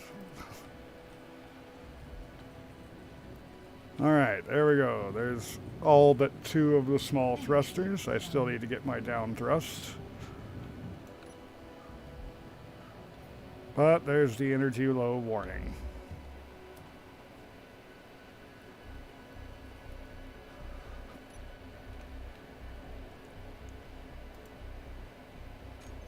Okay, so that's using reactor power. Still 143 uranium in there and 3,000 on the base. Okay, now these big arse things. That's going to take a lot.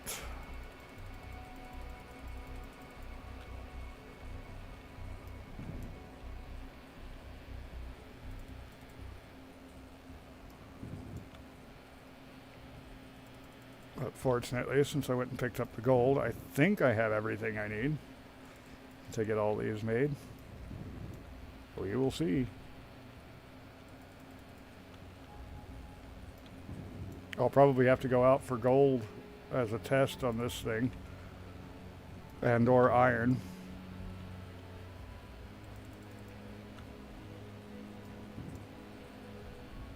I had 1.5 million iron ingots when I started, and I'm less than 500,000 now. So I'm almost certainly going to need to go get more iron too, but that's right here on this asteroid. That's easy to get.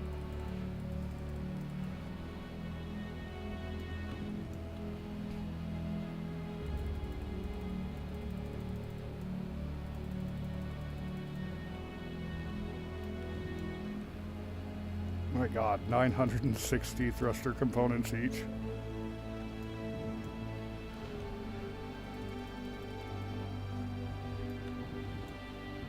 Yep, these will take a little while to get each of them done.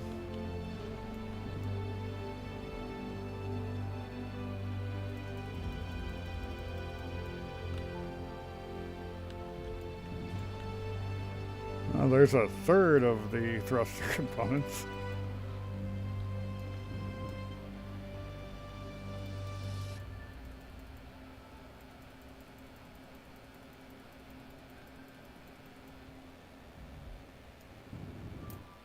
With so many different assemblers working on everything. At least I don't have to wait for parts. I just have to click the middle mouse button 30 times in quick succession.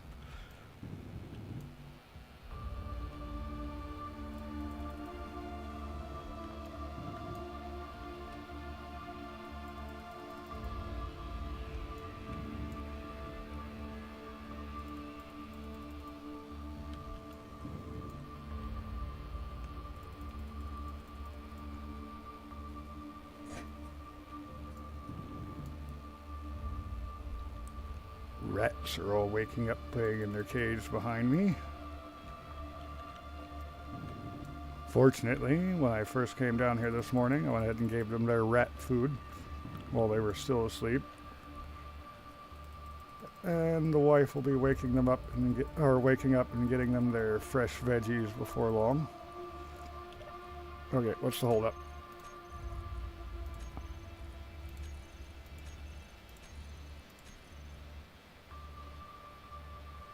This one's waiting on gold. This one's waiting on gold. Okay, so the holdup is gold. Of course it is. So let's go back in here. Refinery, ores, ingots.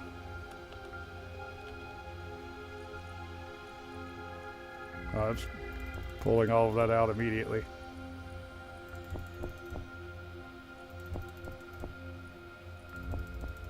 Let's get all this crap out of here.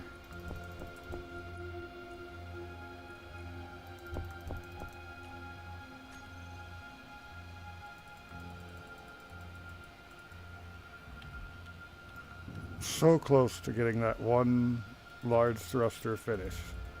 And all the gold just ran out and died.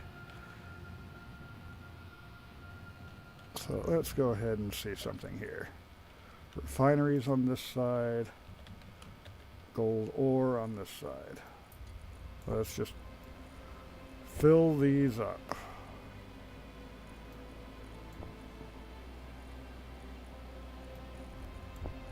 Because I know I've got plenty of gold now. It's just a matter of getting it processed.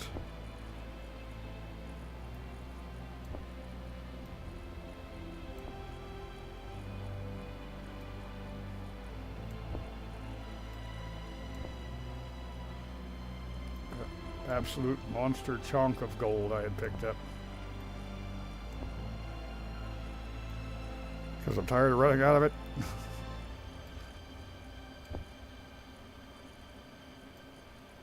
Because every time I turn around, I'm out of gold.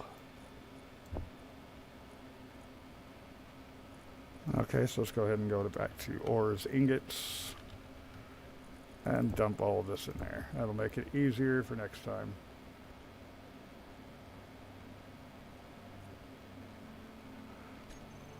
So there's only 14.7k left that's not in refineries.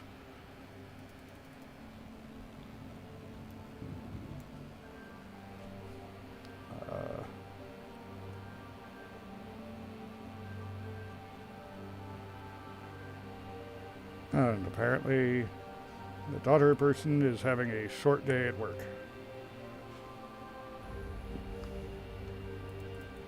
Which is both good and bad. Good because she doesn't have to deal with being in the hotel all day, and, well, bad because less hours.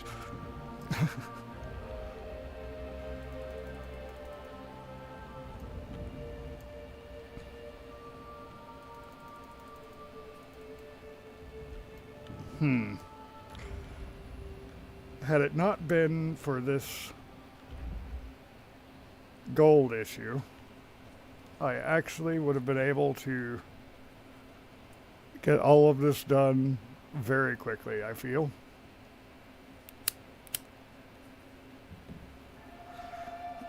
But I guess I'll just grab the Linhart over here and go mine some more iron.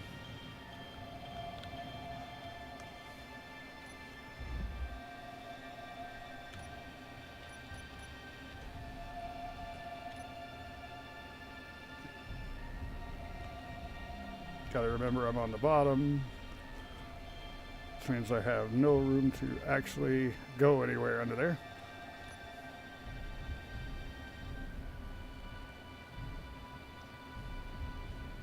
There we go.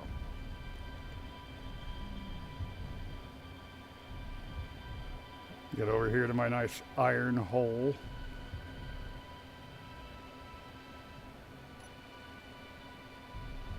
Cargo buddy is sad because cargo holds are empty.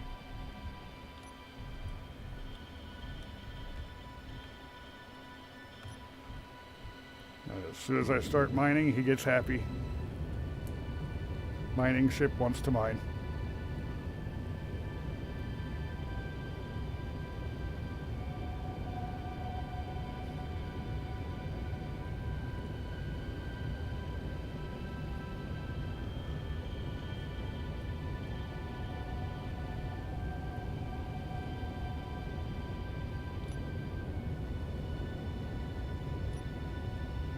And it won't take long at all to fill up with iron.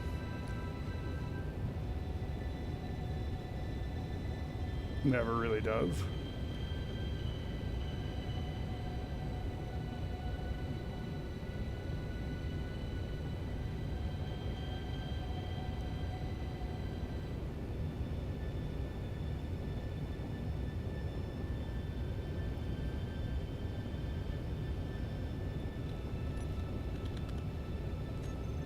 Yep, there it is.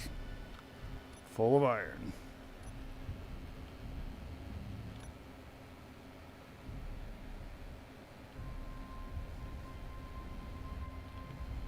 And I don't have a free parking space over here, so I guess back into the Proteus. The parking spot over here for the Linhart is where I'm building the large grid miner.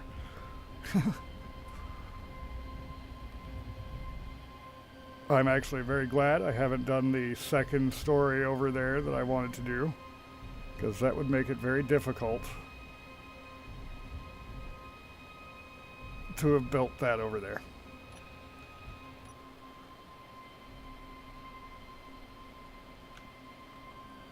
And I think I'm going to make sure to put more cameras on this large grid miner so I can maneuver a bit more in first person and switching through camera views.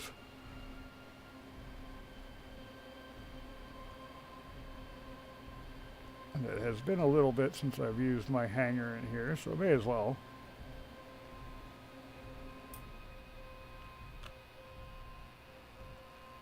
There we go.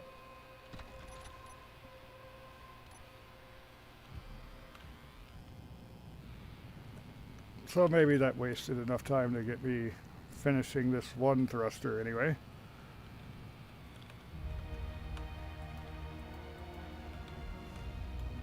Because it's so close to finished. There we go, all components. One large ion thruster complete.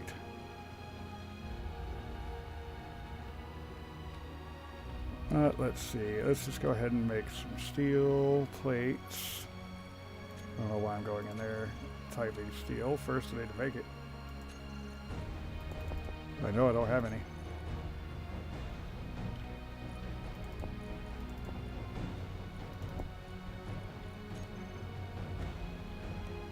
Oh, ouch. Reactor. Let's go with a single small warfare reactor in here. I picked up steel plates. What the? Oh. Silly me. I put them all in the connector.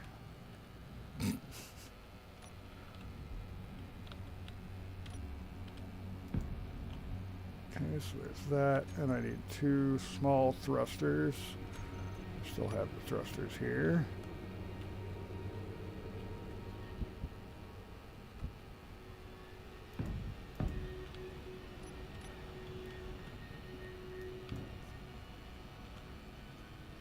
I think that's going to require gold as well for the reactor components. Let's see. Go to assembler, reactor components. Oh no, that's silver. Okay. So yeah, let's just go ahead and get that added to production. Because that will be much faster to make. It's not waiting for gold.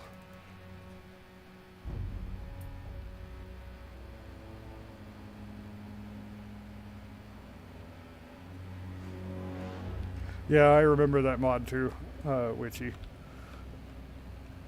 It was an interesting idea. But yeah, that's a lot of RAM and CPU power to do things like that.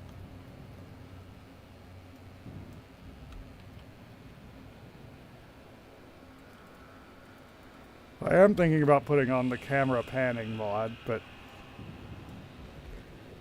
it's not exactly necessary. It's just nice. If I had that, I would still be able to use my front camera on the Proteus to actually park.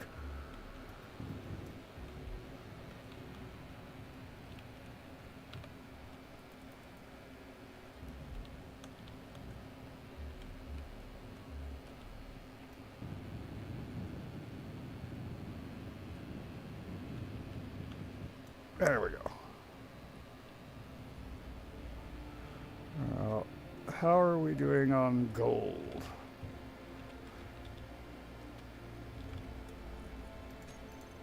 Back in here to the refineries. Absolutely nowhere near enough gold.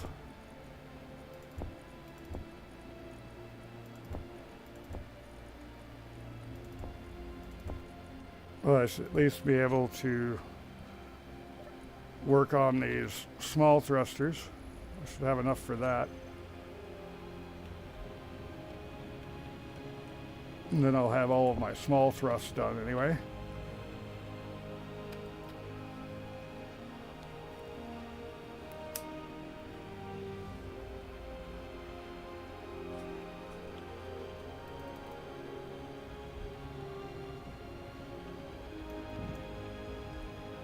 This pie is still sitting over here, tempting and mocking me.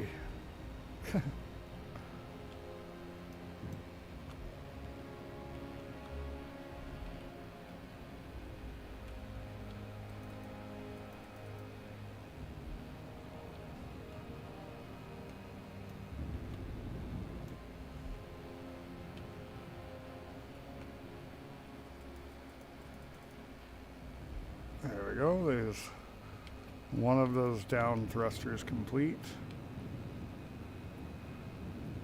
And this is only coming up as high as my cockpit and everything, so that's fine.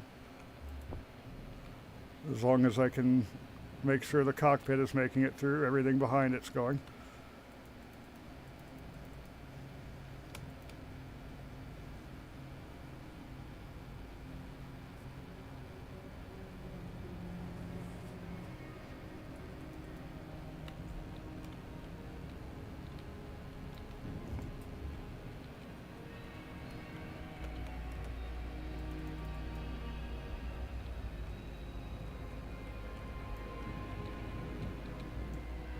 I really want to build a combat ship to go and play with Factorum. So I'm still trying to figure out how I'm going to cross that hurdle.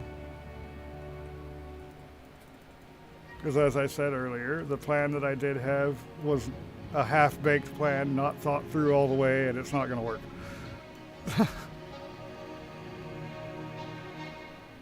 There we go. I just need to get these last 3 thrusters complete. I guess in the meantime, I can put in what's going to be needed for the sides for my drills. So let's get some interior plates.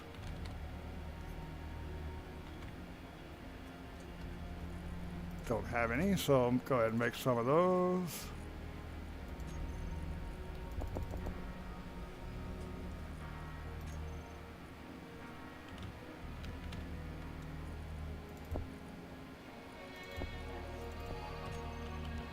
All right. Some of the conveyor block there. There, and actually I don't think I'm going to need this one. Yeah, I think I just need one more drill on each side, and if that doesn't really work out that well, I'll just stack another drill above and below that one, and that should work great.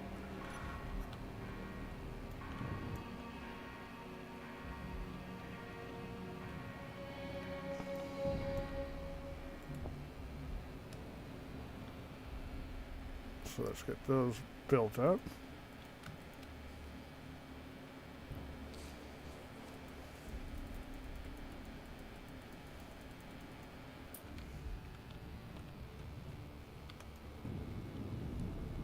I really like having all these assemblers running on this.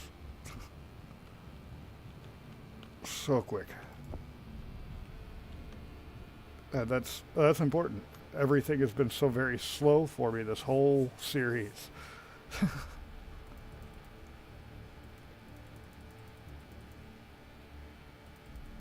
And now I get to get things done a bit on the quicker side.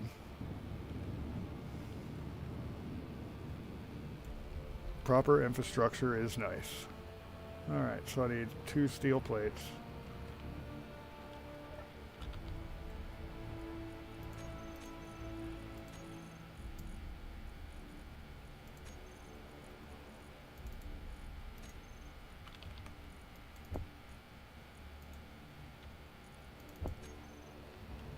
just so I can put down these 2 drills.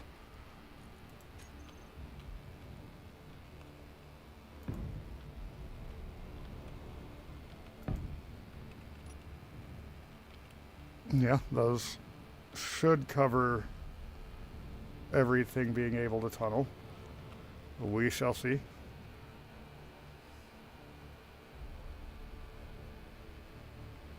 Well, of course, Umbrella Corporation. Love this game. Such an amazing game. Okay, back to work on these large thrusters.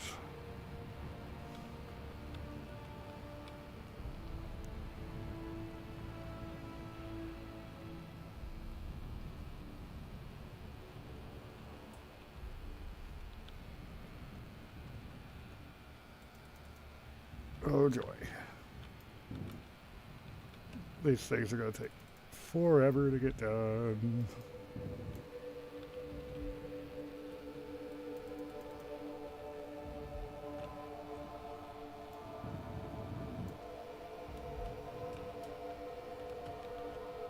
Energy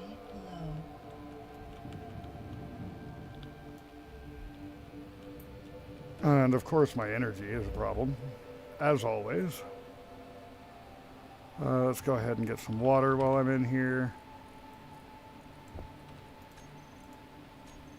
And remember to close my helmet this time.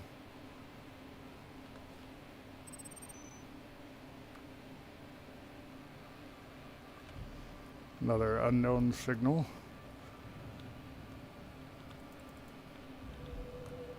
And considering the problems I'm having right now, I guess I'll just go ahead and go pick that up. I've got time to waste.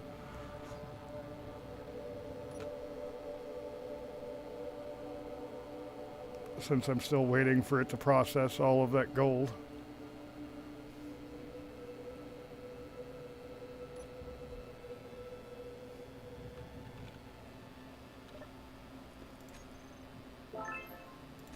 Leopard gloves for about the 80 billionth time.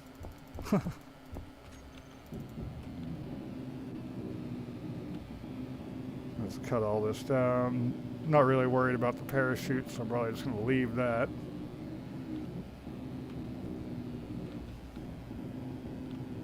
Well, the canvas.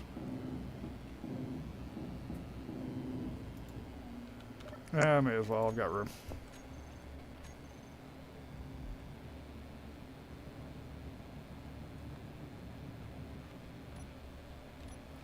I still have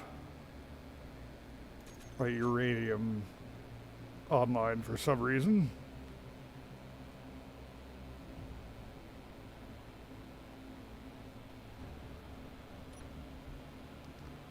Amarok, that is the small grid drills that have the small area.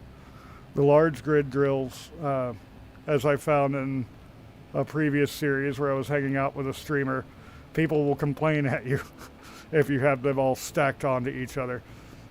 But this is the configuration that you should use for a large grid. Just one space in between each of them. Let me go put all this stuff away.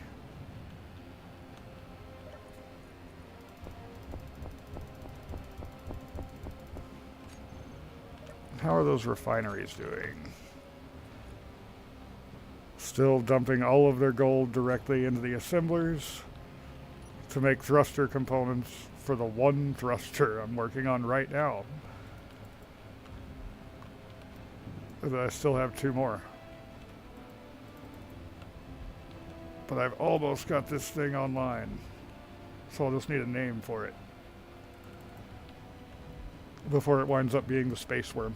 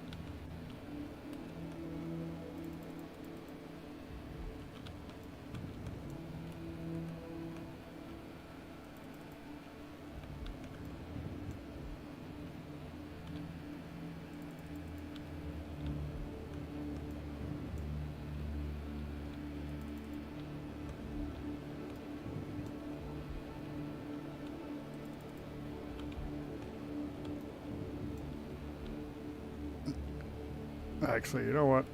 I think I'm going to get rid of this connector and these scaffoldings. I do have batteries fully recharged on this thing. It has its own power.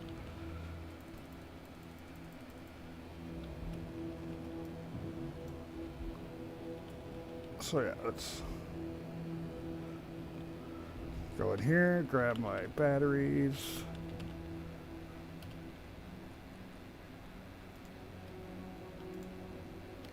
Easier to do it that way.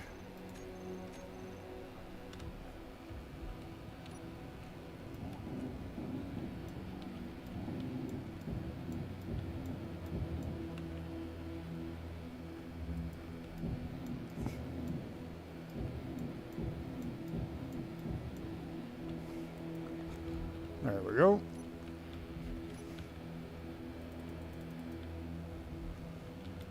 Now this thing is under its own power, which just makes it feel that much closer to complete.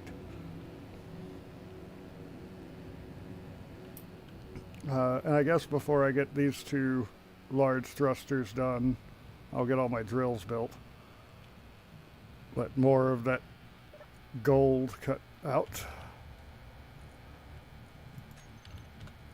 Speaking of that gold, let's just put the rest of this in these refineries.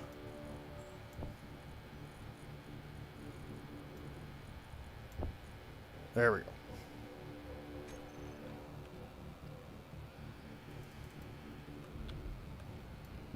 And actually, once I've got this up, I may as well go ahead and put a connector on here so that it'll be able to park and drop off its stuff. Just try to get that out of my build planner first, but yeah, screw it. Connector.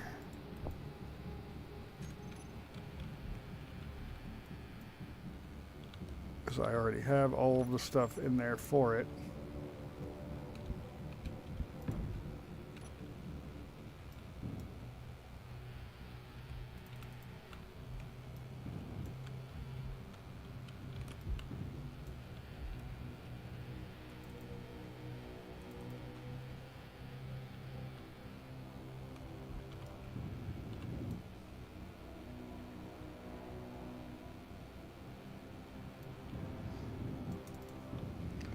Don't feel bad, Amarok. I had also been doing it wrong. That's how I got yelled at when I was hanging out with Johnny Freeroam. I was setting up his voxel teleport system drill rig. And somebody in the comments is all, oh my god, it hurts, all the wasted materials. I'm like, what? What wasted materials? And then he explained this configuration. I haven't actually tried it yet, so I'm hoping he was telling me right. We will see once I get this online, because the last bit of today's stream is going to be testing this behemoth miner with its almost 2 million cargo capacity.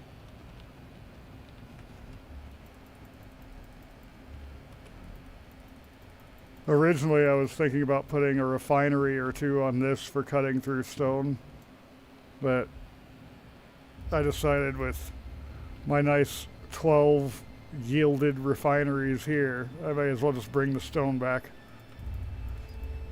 Saves on gold having to build yield modules here too. Gold is my biggest problem.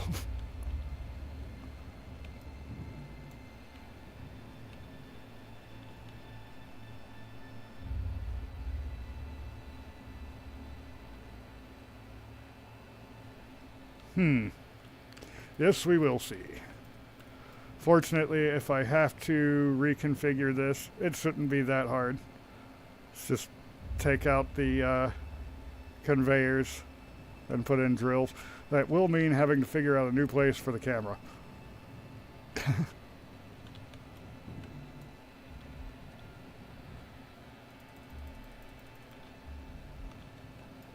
Oh, there's been so many changes to this game over the years.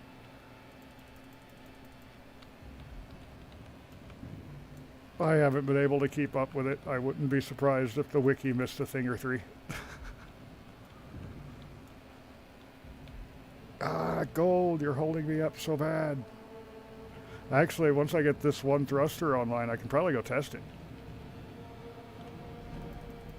It won't be able to carry much cargo very quickly with only one driving and braking thruster, but it can do it. So I'm at 106 to go, which is how much gold it's waiting for? Thruster components. 106 gold. So it's 1 gold per thruster component.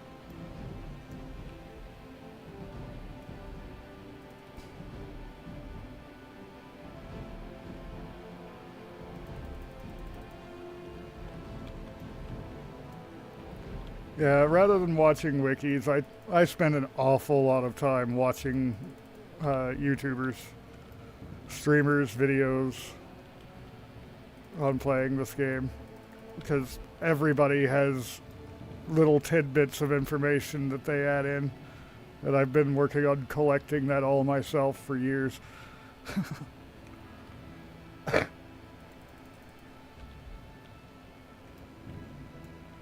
All right, just 57 more.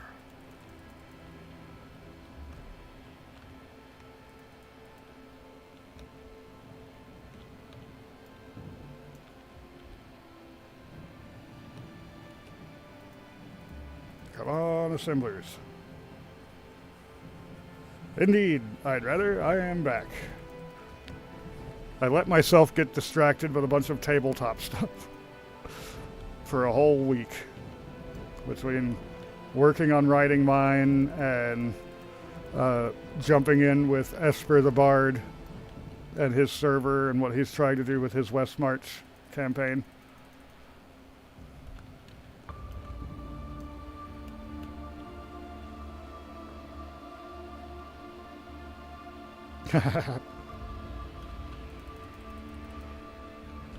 That's another reason I like watching other people do things, Amarok. Let them make the mistakes. And learn from their mistakes.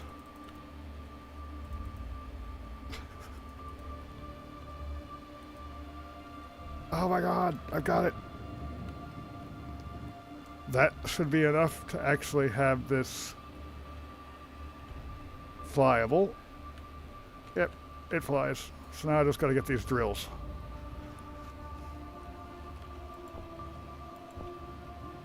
See if I can get those 2 at a time.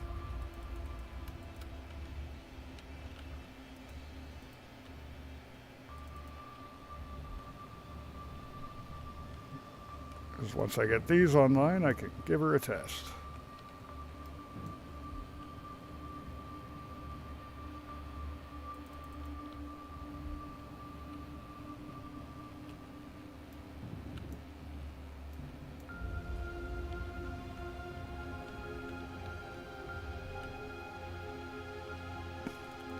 Okay, this flying back and forth, the length of the ship is getting annoying.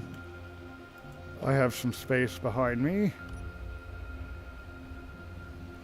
Let's just... Well, I didn't have that much space behind me, I guess. At least I wasn't going very fast and I did no damage.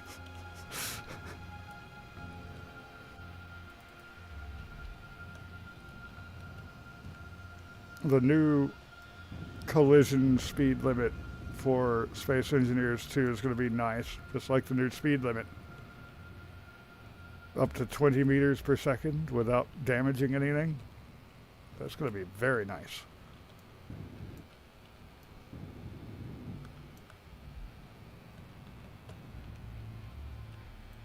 Because right now I try to keep everything below 5 meters per second.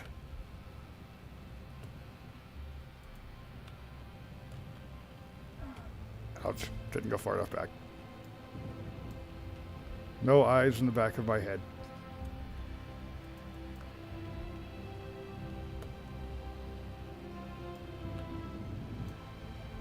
One steel tube.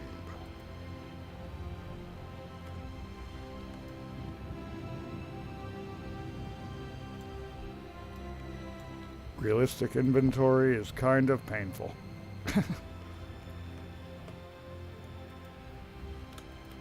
Only kind of, though.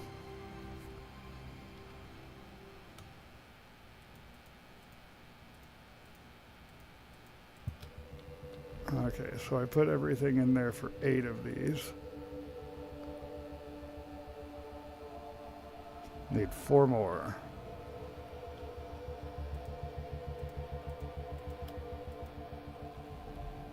That'll make things easier, just having the parts already in there working on themselves.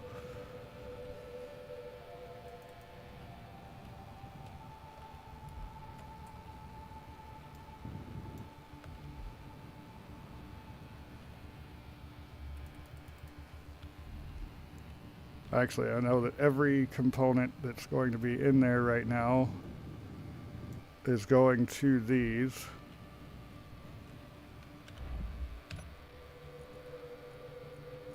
So I just want the cargoes for the Imhotep.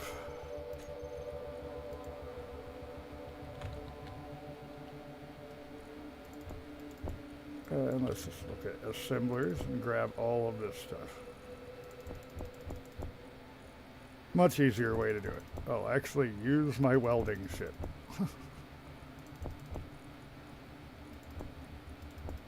Because I don't need the build planner to get all this finished.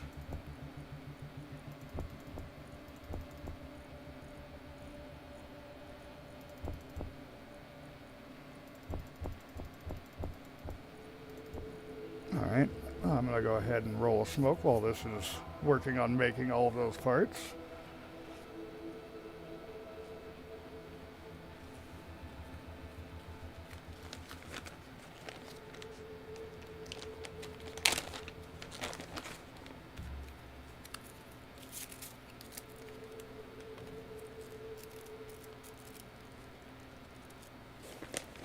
And there we go. That is 2.5 hours. I have now crossed over doing more video time in one day than I have the whole time I've been doing my YouTube career. Tiny as it is.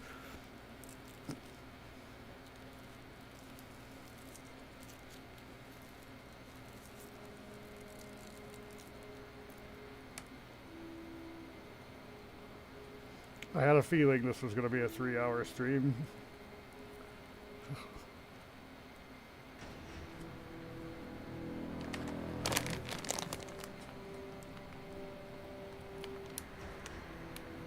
Oh, right, it's Friday. I have a D&D game I'm playing in tonight, actually.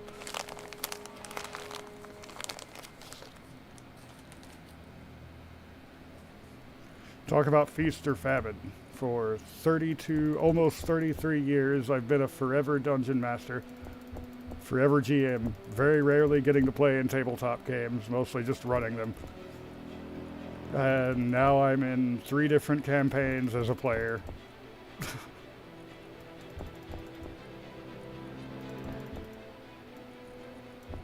Which is perfectly great by me. I missed being able to play.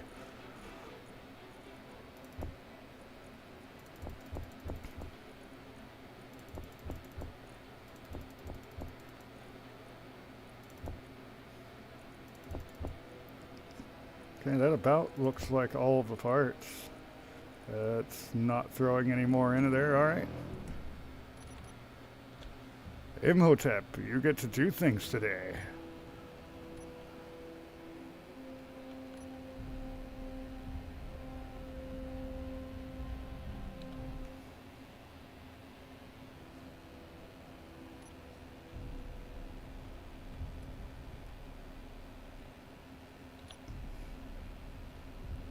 Use a ship to build a ship.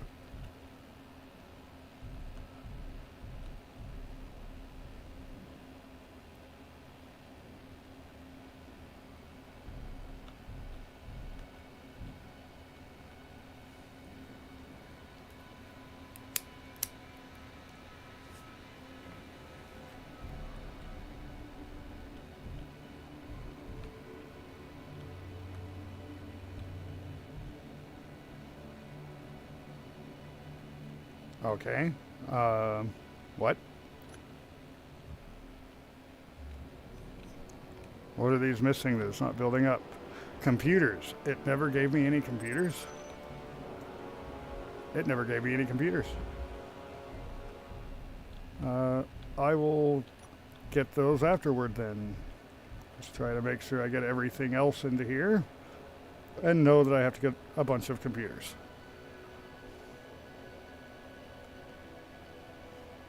I think I know what's going on. There were already computers in that particular drill when I started up. And I built everything off of the build planner of that one drill.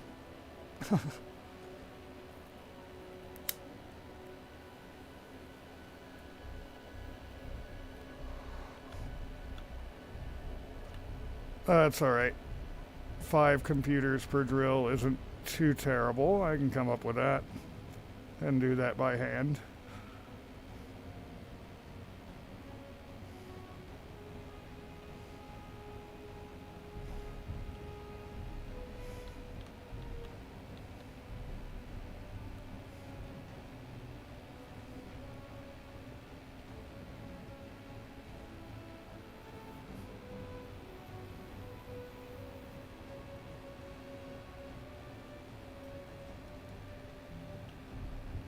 Alright. Turn off my welders. That's all of these, right?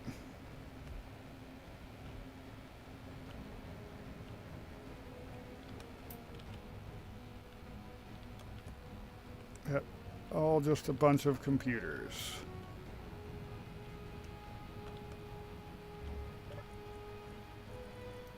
So let's come into production, assembler main. And let's just make 200 computers.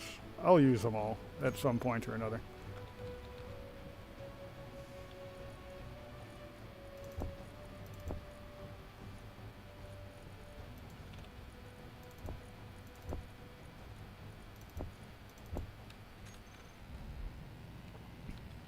All right.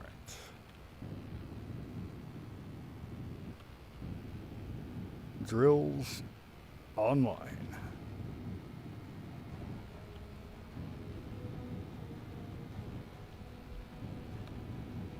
And I think I'll fly this outside and go to the untouched iron ore on the outside of this asteroid and see how it does there.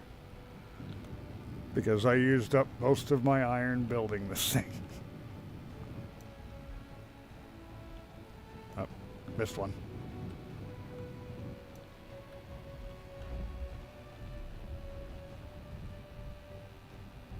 And you can come back and park. Imhotep. Whoa. When this thing is empty, it is squirty.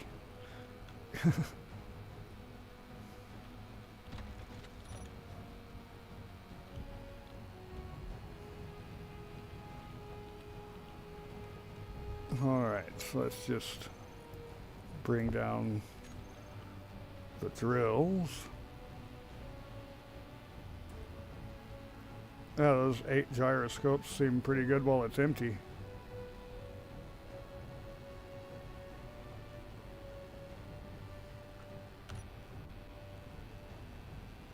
I can see pretty well through the cockpit, at least for the time being.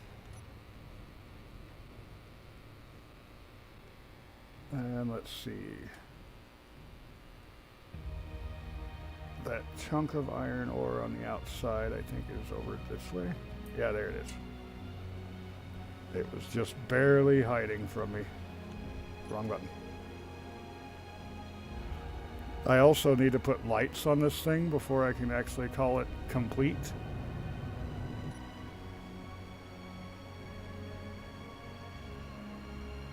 But let's see how this works.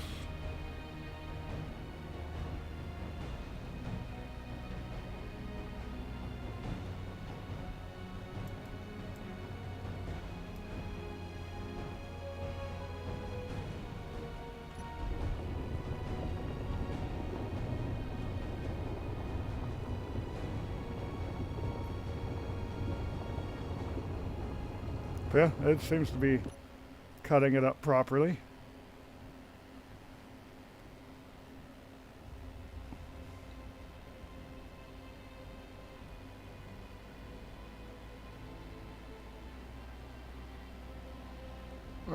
There are pieces that don't tunnel through though, so I do need a bit more drills on here.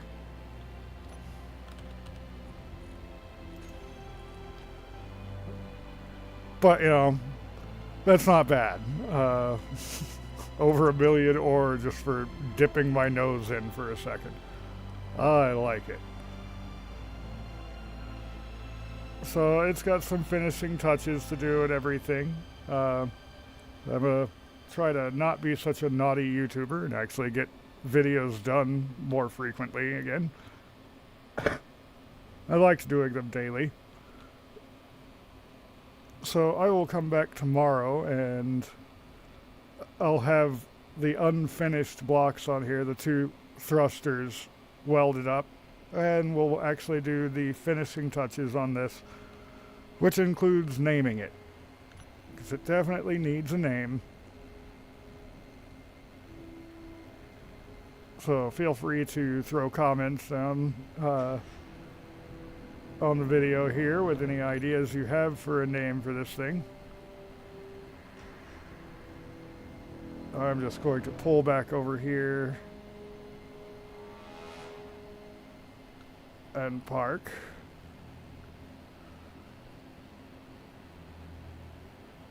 Actually, before I do, let's go ahead and get a screenshot of this so I can change the thumbnail for the VOD.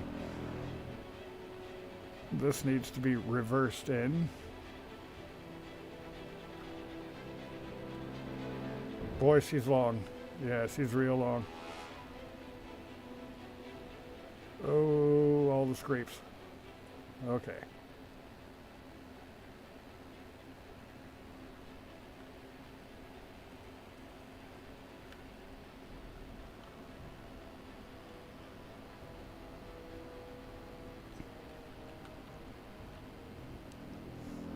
Figure out how well it's going to park here.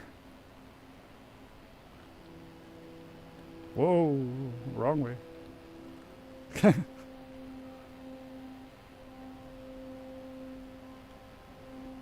So the configuration works great.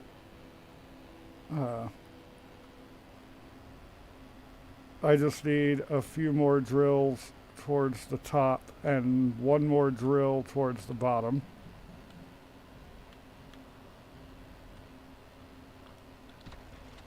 Yeah, not lockable, I figured. I was hopeful. There we go.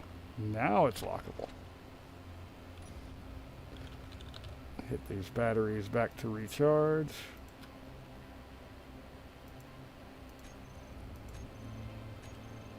All right. So if you enjoyed today's stream, go ahead and hit the like button for me. And if you want to see more of what I'm getting up to next time, there's always that subscribe button.